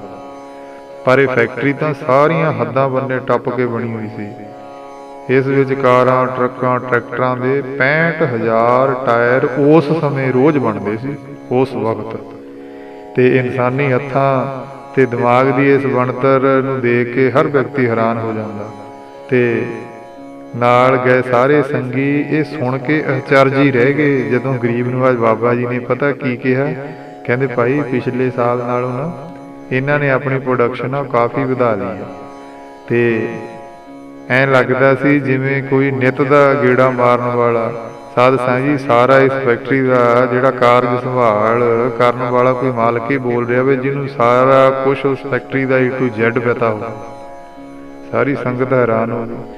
ਤੇ ਵੁਲਵਰਹੈਂਪਟਨ ਵਿੱਚ ਵੈਸਟ ਐਂਡ ਪਾਰਕ ਸਭ ਤੋਂ ਵੱਡੀ ਦਿਲ ਖਿੱਚਵੀਂ ਪਾਰਕ ਹੈ, ਜਿਸ ਵਿੱਚ ਇਸ ਸ਼ਹਿਰ ਦੀ ਕਾਰਪੋਰੇਸ਼ਨ ਤੇ ਸੈਲਾਨੀਆਂ ਤੇ ਯਾਤਰੂਆਂ ਦੇ ਮਨ ਨੂੰ ਪ੍ਰੇਮ ਲਈ ਬੜੇ ਹੀ ਸੁੰਦਰ ਤੇ ਦਿਲ ਖਿੱਚਵੇਂ ਫੁੱਲ ਬੂਟੇ ਲਾਏ ਹੋਏ ਨੇ। ਇੱਥੋਂ ਦਾ ਕੁਦਰਤੀ ਵਾਤਾਵਰਨ ਵੀ ਇੰਨਾ ਸੁਭਾਵਕ ਆ ਕਿ ਜਿਸ ਨੂੰ ਦੇਖ ਕੇ ਦਤਾਰ ਦੀ ਲੀਲਾ ਦੇ ਵਿੱਚ ਮਸਤ ਹੋਏ ਆ ਤੇ ਉਸ ਦੇ ਬੇਅੰਤ ਰੰਗਾਂ ਵਿੱਚ ਖੋਏ ਬਿਨਾਂ ਜਿਹੜਾ ਰਹਿ ਨਹੀਂ ਸਕਦਾ ਕੋਈ ਵੀ। ਹਰ ਪਾਸੇ ਖਿੜੇ ਹੋਏ ਫੁੱਲ ਤੇ ਹਰਿਆਵਲ ਵੇ। ਇਸ ਵਿੱਚ ਜਿਹੜੀ ਆ ਸ਼ਾਂਤੀ ਅਤੇ ਸਾਦਗੀ ਦੇ ਪੁੰਜ। ਤੇ ਉਸ ਸਮੇਂ ਗਰੀਬ ਨਵਾਜ ਬਾਬਾ ਜੀ ਨੇ ਸਾਧ ਸੰਗਤ ਜੀ ਉਸ ਪਾਰਕ ਦੇ ਵਿੱਚ ਭੁੰਜੇ ਹੀ ਜ਼ਮੀਨ ਤੇ ਉਸ ਪਾਰਕ ਦੇ ਵਿੱਚ ਹੀ ਆਸਣ ਲਾ ਲਿਆ, ਡੇਰਾ ਲਾ ਲਿਆ ਤੇ ਨਾਮ ਸਿਮਰਨ ਵਿੱਚ ਇਸ ਸੰਸਾਰ ਦੀ ਬਸ ਸ਼ੁੱਧ ਬੁੱਧ ਹੋ ਕੇ ਗੁਰੂ ਨਾਨਕ ਦੇ ਚਰਨਾਂ ਨਾਲ ਸੁਰਤ ਜੋੜ ਕੇ ਸਮਾਧੀ ਲਾ ਕੇ ਵਿਰਾਜਮਾਨ ਹੋ ਗਏ। ਇਹ ਵੀ ਦੱਸਦੇ ਆ ਵੀ ਉੱਥੇ ਪਾਰਕ ਦੇ ਵਿੱਚ ਸਰਦਾਰ ਬਸੰਤ ਸਿੰਘ ਕਰਮਯੋਗੀ ਦੀ ਪਰਦੇਸ ਯਾਤਰਾ ਦੇ ਜਿਹੜੇ ਰਾਈਟਰ ਤੇ ਉਹਨਾਂ ਨੇ ਬਾਬਾ ਜੀ ਦੀ ਉਸ ਸਮੇਂ ਸਾਧ ਸੰਗਤ ਜੀ ਸਰੂਪ ਖਿੱਚੇ। ਤੇ ਅੱਜ ਬਾਬਾ ਜੀ ਪ੍ਰਤੱਖ ਹੀ ਨਿਰੰਕਾਰ ਦਾ ਰੱਬ ਦਾ ਸਰੂਪ ਪ੍ਰਤੀਤ ਹੋ ਰਹੇ ਸੀ। ਸੰਗਤਾਂ ਰੱਜ ਰੱਜ ਕੇ ਬਾਬਾ ਜੀ ਦੇ ਸਮਾਧੀ ਵਿੱਚ ਬੈਠਿਆਂ ਦੇ ਉੱਥੇ ਪਾਰਕ ਵਿੱਚ ਦੀਦਾਰੇ ਕਰ ਰਹੀਆਂ ਸੀ। ਅਗਲੀ ਤਰੀਕ 9 ਮਈ 1971 ਆ ਗਈ ਤੇ ਇਹ ਸੀ ਐਤਵਾਰ ਦਾ ਦਿਨ। ਹਰ ਪਾਸੇ ਖਿੱਚ, ਹਰ ਕਿਸੇ ਦਾ ਲਾਭ ਉਠਾਉਣ ਦਾ ਸਮਾਂ। ਵੁਲਵਰਹੈਂਪਟਨ ਵਾਲੇ ਆਖਣ ਸਾਰਾ ਦਿਨ ਸਾਨੂੰ ਦਿਓ, ਲੰਗਰ ਪ੍ਰਸ਼ਾਦੇ ਵਾਲੇ ਕਹਿਣ ਵੀ ਉਹ ਖਿੱਚ ਕਰਨ ਵੀ ਇਸ ਬਹਾਨੇ ਸਾਡੇ ਘਰ ਇਸ ਪੂਰਨ ਖੁਦਾ ਦੇ ਚਰਨ ਪੈ ਜਾਣ। ਤੇ ਗਰੀਬ ਨਵਾਜ ਬਾਬਾ ਜੀ ਨੇ ਦੁਪਹਿਰ ਤੋਂ ਪਹਿਲਾਂ ਦੀਵਾਨ ਦਾ ਸਮਾਂ ਵੁਲਵਰਹੈਂਪਟਨ ਦੇ ਗੁਰਦੁਆਰਾ ਸਾਹਿਬ ਦੇ ਵਿੱਚ ਦਿੱਤਾ ਤੇ ਉਸ ਤੋਂ ਉਪਰੰਤ ਇਸ ਸਥਾਨ ਤੋਂ 21 ਮੀਲ ਦੂਰ ਬਲਿੰਗਟਨ ਜਾਣ ਦਾ ਜਿਹੜਾ ਉਹ ਪ੍ਰੋਗਰਾਮ ਬਣਾ ਲਿਆ। ਫਿਰ ਬਲਿੰਗਟਨ ਵਿੱਚ ਸ਼ਹਿਰੀ ਅਤੇ ਪੇਂਡੂ ਵਸਨੀਕ ਜਿਹੜੇ ਉਹ ਗੁਰਦੁਆਰਾ ਸਾਹਿਬ ਵਿੱਚ ਜੁੜੇ ਹੋਏ ਸੀਗੇ। ਗੁਰਦੁਆਰਾ ਸਾਹਿਬ ਦੇ ਪ੍ਰਧਾਨ ਅਤੇ ਹੋਰ ਕਈ ਪਤਵੰਤੇ ਸੱਜਣਾ ਨੇ ਬਾਬਾ ਜੀ ਦਾ ਬੜਾ ਨਿੱਘਾ ਸਵਾਗਤ ਕੀਤਾ। ਜਦੋਂ ਬਾਬਾ ਜੀ ਦੀ ਸਾਧ ਸੰਗਤ ਜੀ ਸੰਗਤ ਸਮੇਤ ਗੁਰਦੁਆਰਾ ਸਾਹਿਬ ਵਿਖੇ ਪਹੁੰਚੇ ਤਾਂ ਉਸ ਸਮੇਂ ਗੁਰੂ ਨਾਨਕ ਦੇ ਦਰ ਤੇ ਕੁਝ ਕੀਰਤਨੀਏ ਗੁਰੂ ਜਸ ਕਰ ਰਹੇ ਸੀ। ਕੁਝ ਮਿੰਟਾਂ ਮਗਰੋਂ ਤੇ ਬਾਬਾ ਜੀ ਨੇ ਫਿਰ ਆਪ ਵਚਨ ਅਮੋਲਕ ਪ੍ਰਾਰੰਭ ਕੀਤੇ, ਜਿਨ੍ਹਾਂ ਨੂੰ ਹਿਰਦੇ ਉੱਤੇ ਵਸਾਉਣ ਦੇ ਲਈ ਸਾਰੀ ਸੰਗਤ ਉੱਤੇ ਪਹਿਲਾਂ ਹੀ ਜੁੜੀ ਬੈਠੀ ਸੀ। ਸਾਰਿਆਂ ਨੂੰ ਬਾਬਾ ਜੀ ਦੇ ਇਹ ਬਚਨ ਸੁਣ ਕੇ ਗੱਲ ਸਪਸ਼ਟ ਹੋ ਗਈ ਕਿ ਭਾਈ ਭੈ ਦੀ ਗਤ ਕਰਨ ਨੂੰ ਭਗਤੀ ਕਹਿੰਦੇ ਨੇ। ਐਸੇ ਅਮੋਲਕ ਬਚਨ ਬਾਬਾ ਜੀ ਸੰਗਤ ਦੇ ਹਿਰਦੇ, ਸਾਧ ਸੰਗਤ ਦੀ ਸੰਗਤ ਦੇ ਹਿਰਦੇ ਰੂਪੀ ਝੋਲੀ ਦੇ ਵਿੱਚ ਪਾ ਰਹੇ ਨੇ। ਗੁਰੂ ਉਪਦੇਸ਼ ਵਿੱਚੋਂ ਕਲਾ ਨਿਕਲੀ ਤੇ ਜੰਮਣ ਮਰਨ ਦਾ ਭੈ ਦੂਰ ਕਰਨ ਦੀ ਸ਼ਕਤੀ ਹੈ। ਇਹ ਸ਼ਕਤੀ ਗੁਰਮੰਤਰ, ਮੂਲ ਮੰਤਰ ਗੁਰੂ ਦੇ ਉਪਦੇਸ਼ ਨੂੰ ਕਮਾ ਕੇ ਮਿਲਦੀ ਹੈ। ਜਿਹੜੀ ਹਿਰਦੇ ਵਿੱਚ ਕਾਮ, ਕ੍ਰੋਧ, ਲੋਭ, ਮੋਹ ਤੇ ਈਰਖਾ ਦੀ ਤਪਸ਼ ਹੈ, ਉਹ ਵੀ ਗੁਰੂ ਉਪਦੇਸ਼, ਗੁਰਮੰਤਰ, ਮੂਲ ਮੰਤਰ ਦੀ ਸ਼ਾਂਤੀ ਨਾਲ ਹੀ ਸ਼ਾਂਤ ਹੋ ਸਕਦੀ ਹੈ। ਤੇ ਇਹ ਨਾਮ ਦਾ ਹੀ ਆਸ਼ੀਰਵਾਦ ਹੈ। ਪਰ ਮਨੁੱਖ ਇਹਨਾਂ ਚਮਦੀਆਂ ਅੱਖਾਂ ਦੇ ਨਾਲ ਗੁਰੂ ਨੂੰ ਨਹੀਂ ਪਰਖ ਸਕਦਾ, ਕਿਉਂਕਿ ਇਹ ਇਹਨਾਂ ਚਮਦੀਆਂ ਅੱਖਾਂ ਦਾ ਵਿਸ਼ਾ ਹੀ ਨਹੀਂ ਹੈ। ਅੱਖਾਂ ਤਾਂ ਅਨਪੜ੍ਹ ਪਾਸ ਵੀ ਹਨ, ਪਰ ਉਹ ਅੱਖਰ ਨਹੀਂ ਉਠਾਲ ਸਕਦੀਆਂ। ਇਸੇ ਤਰ੍ਹਾਂ ਜਿਹਨੇ ਬ੍ਰਹਮ ਵਿਦਿਆ ਦਾ ਮਜ਼ਮੂਨ ਨਹੀਂ ਨਾ ਪੜ੍ਹਿਆ ਤੇ ਉਹ ਕਹਿ ਦੇਵੇ ਬ੍ਰਹਮ ਹੈ ਹੀ ਨਹੀਂ, ਤਾਂ ਕੋਈ ਸੰਸ਼ੇ ਵਾਲੀ ਗੱਲ ਨਹੀਂ। ਇਸ ਗੱਲ ਤੋਂ ਪ੍ਰਭਾਵਿਤ ਹੋ ਕੇ ਸੰਗਤ ਨੇ ਬ੍ਰਹਮ ਵਿਦਿਆ ਪੜ੍ਹਨ ਦਾ ਤੇ ਇਸ ਦਾ ਆਨੰਦ ਮਾਣਨ ਦਾ ਪੱਕਾ ਇਰਾਦਾ ਬਣਾ ਲਿਆ। ਤੇ ਫਿਰ ਸਾਧ ਸੰਗਤ ਜੀ ਅੱਜ ਦੇ ਉੱਥੇ ਸਮੇਂ ਦੀ ਸਮਾਪਤੀ ਹੋਈ। ਬਾਬਾ ਜੀ ਨੇ ਲੋਕ ਸੁਖੀਏ ਪਰ ਲੋਕ ਸੁਹੇਲੇ, ਨਾਨਕ ਹਰ ਪ੍ਰਭ ਆਪੇ ਮੇਲੇ। ਤੇ ਆਂਡਰੂ ਵਾਲੇ ਨੰਬਰਦਾਰ ਅਵਤਾਰ ਸਿੰਘ ਹੋਰਾਂ ਦੀ ਲੜਕੀ ਵੁਲਵਰਹੈਂਪਟਨ 'ਚ ਰਹਿੰਦੀ ਸੀ, ਤੇ ਜਿਨ੍ਹਾਂ ਦੇ ਘਰ ਸੰਗਤ ਨੇ ਦੁਪਹਿਰ ਦਾ ਪ੍ਰਸ਼ਾਦਾ ਛਕਿਆ। ਸ਼ਾਮ ਦਾ ਦੀਵਾਨ ਗੁਰੂ ਨਾਨਕ ਦਰਬਾਰ ਕੈਨਨ ਸਟਰੀਟ 'ਚ ਸਜਿਆ। ਹੁਣ 10 ਮਈ 1971 ਦੀ ਸਵੇਰ ਹੋ ਗਈ। ਨਿਤ ਕਰਮ ਅਨੁਸਾਰ ਸਾਰੀ ਸੰਗਤ ਆਸਾਪੂਰਵਕ ਸ਼੍ਰੀ ਆਸਾ ਜੀ ਦੀ ਵਾਰ ਦੇ ਲਈ ਗੁਰਦੁਆਰਾ ਸਾਹਿਬ ਵਿਖੇ ਜੁੜੀ। ਗੁਰੂ ਜਸ ਕੀਤਾ ਰਲ ਕੇ। ਜਿਸ ਤਰ੍ਹਾਂ ਪਿੰਡਾਂ ਦੇ ਬੱਚਿਆਂ ਨੂੰ ਮੇਲੇ ਜਾਣ ਦਾ ਚਾਅ ਹੁੰਦਾ, ਹਰ ਕਿਸੇ ਦੇ ਮੂੰਹੋਂ ਨਿਕਲਦਾ ਸੀ ਤੇ ਵੀ ਅੱਜ ਪੂਰਨਮਾਸ਼ੀ ਹੈ। ਬਾਬਾ ਜੀ ਨੇ ਗੁਰਦੁਆਰਾ ਸਾਹਿਬ ਦੇ ਪ੍ਰਬੰਧਕਾਂ ਨੂੰ ਬੁਲਾ ਕੇ ਸਮਝਾਇਆ, ਭਾਈ ਸੰਗਤ ਦੇ ਬੈਠਣ ਤੇ ਜੋੜਿਆਂ ਆਦਿ ਦਾ ਉਚੇਚਾ ਪ੍ਰਬੰਧ ਵਿਸ਼ੇਸ਼ ਤੌਰ ਤੇ ਕੀਤਾ ਜਾਵੇ।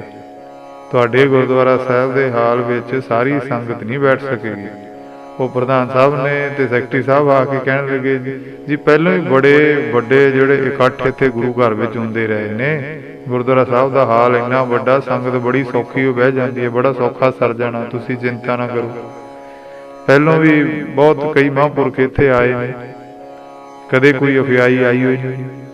ਸਾਧ ਸੰਗਤ ਜੀ ਫਿਰ ਸੰਗਤਾਂ ਨੇ ਵੀ ਉੱਥੇ ਪ੍ਰਬੰਧਕਾਂ ਨੂੰ ਸਵੇਰ ਤੋਂ ਸ਼ਾਮ ਤੱਕ ਬੇਨਤੀਆਂ ਕੀਤੀਆਂ। ਫਿਰ ਉਹਨਾਂ ਬੇਨਤੀਆਂ ਦਾ ਕੀ ਅਸਰ ਹੋਇਆ ਕਿ ਬਾਹਰ ਪਾਸੇ ਦਰੀਆਂ ਵਿਛਾ ਦਿੱਤੀਆਂ ਗਈਆਂ। ਜੋੜਿਆਂ ਦਾ ਪ੍ਰਬੰਧ ਵੀ ਬਾਹਰ ਖੁੱਲ੍ਹੀ ਥਾਂ ਕਰ ਦਿੱਤਾ ਗਿਆ। ਤੇ ਹੁਣ ਕਈ ਦਿਨਾਂ ਤੋਂ ਜਿਹੜੇ ਸੰਗੀ ਬਾਬਾ ਜੀ ਦੀ ਪ੍ਰਸ਼ਾਦਾ ਛਕਾ ਕੇ ਪ੍ਰਸੰਨਤਾ ਲੈਣਾ ਚਾਹੁੰਦੇ ਸੀ, ਉਹਨਾਂ ਸਾਰਿਆਂ ਨੇ ਕੱਲ੍ਹ ਦੇ ਦੀਵਾਨ ਵਿੱਚ ਬੇਨਤੀ ਕਰ ਦਿੱਤੀ ਸੀ ਕਿ ਸਾਰੇ ਪ੍ਰਸ਼ਾਦਾ ਤਿਆਰ ਕਰਕੇ ਭਾਈ ਪੂਰਨਮਾਸ਼ੀ ਦੇ ਸਮਾਗਮ ਉੱਤੇ ਗੁਰਦੁਆਰਾ ਸਾਹਿਬ ਲੈ ਕੇ ਆ ਜਾਓ। ਇਹਨਾਂ ਸਾਰੇ ਪ੍ਰੇਮੀਆਂ ਨੇ ਪੂਰਾ ਪਿਆਰ ਦਿਖਾਉਂਦਿਆਂ ਬੜੇ ਉਤਸ਼ਾਹ ਤੇ ਪ੍ਰੇਮ ਪੂਰਵਕ ਪ੍ਰਸ਼ਾਦਾ ਬਣਾ ਕੇ ਗੁਰਦੁਆਰਾ ਸਾਹਿਬ ਲੈ ਆਏ। ਗੁਰੂ ਕਾ ਲੰਗਰ ਗੁਰੂ ਸਾਹਿਬ ਅੱਗੇ ਅਰਦਾਸ ਕਰਕੇ ਭੋਗ ਲਵਾ ਕੇ ਜਿਹੜਾ ਉਹ ਟੁੱਟ ਵਰਤਿਆ। ਫਿਰ ਰਾਤੀ ਤਕਰੀਬਨ ਠੀਕ 8:30 ਵਜੇ ਪਾਠੀ ਸਿੰਘਾਂ ਨੇ 9ਵੇਂ ਮਹੱਲੇ ਦੇ ਸ਼ਲੋਕ ਪ੍ਰਾਰੰਭ ਕਰ ਦਿੱਤੇ। ਮਤਲਬ ਕਿ 8 ਤਰੀਕ ਤੋਂ ਪ੍ਰਾਰੰਭ ਸ਼੍ਰੀ ਅਖੰਡ ਪਾਠ ਸਾਹਿਬ ਜੀ ਦੇ ਭੋਗ ਪ੍ਰਾਰੰਭ ਹੋ ਗਏ। ਭੋਗ ਤੋਂ ਉਪਰੰਤ ਆਰਤੀ ਦੇ ਕੀਰਤਨ, ਗੁਰੂ ਸਾਹਿਬ ਜੀ ਦੀ ਮੰਜੀ ਸਾਹਿਬ ਉੱਤੇ ਸੁਸ਼ੋਭਿਤ ਧੰਨ ਸ਼੍ਰੀ ਗੁਰੂ ਗ੍ਰੰਥ ਸਾਹਿਬ ਮਹਾਰਾਜ ਜੀ ਦੀ ਜਾਗਤ ਜੋਤ ਦੇ ਉੱਤੇ ਫੁੱਲਾਂ ਦੀ ਵਰਖਾ, ਇਤਰ ਫਲੇ, ਸੈਂਟ ਇਤਿਆਦਿਕ ਦਾ ਛਿੜਕਾਓ ਹੋਇਆ, ਜਿਹਦੇ ਨਾਲ ਸਾਰਾ ਵਾਤਾਵਰਨ ਮਹਿਕ ਗਿਆ।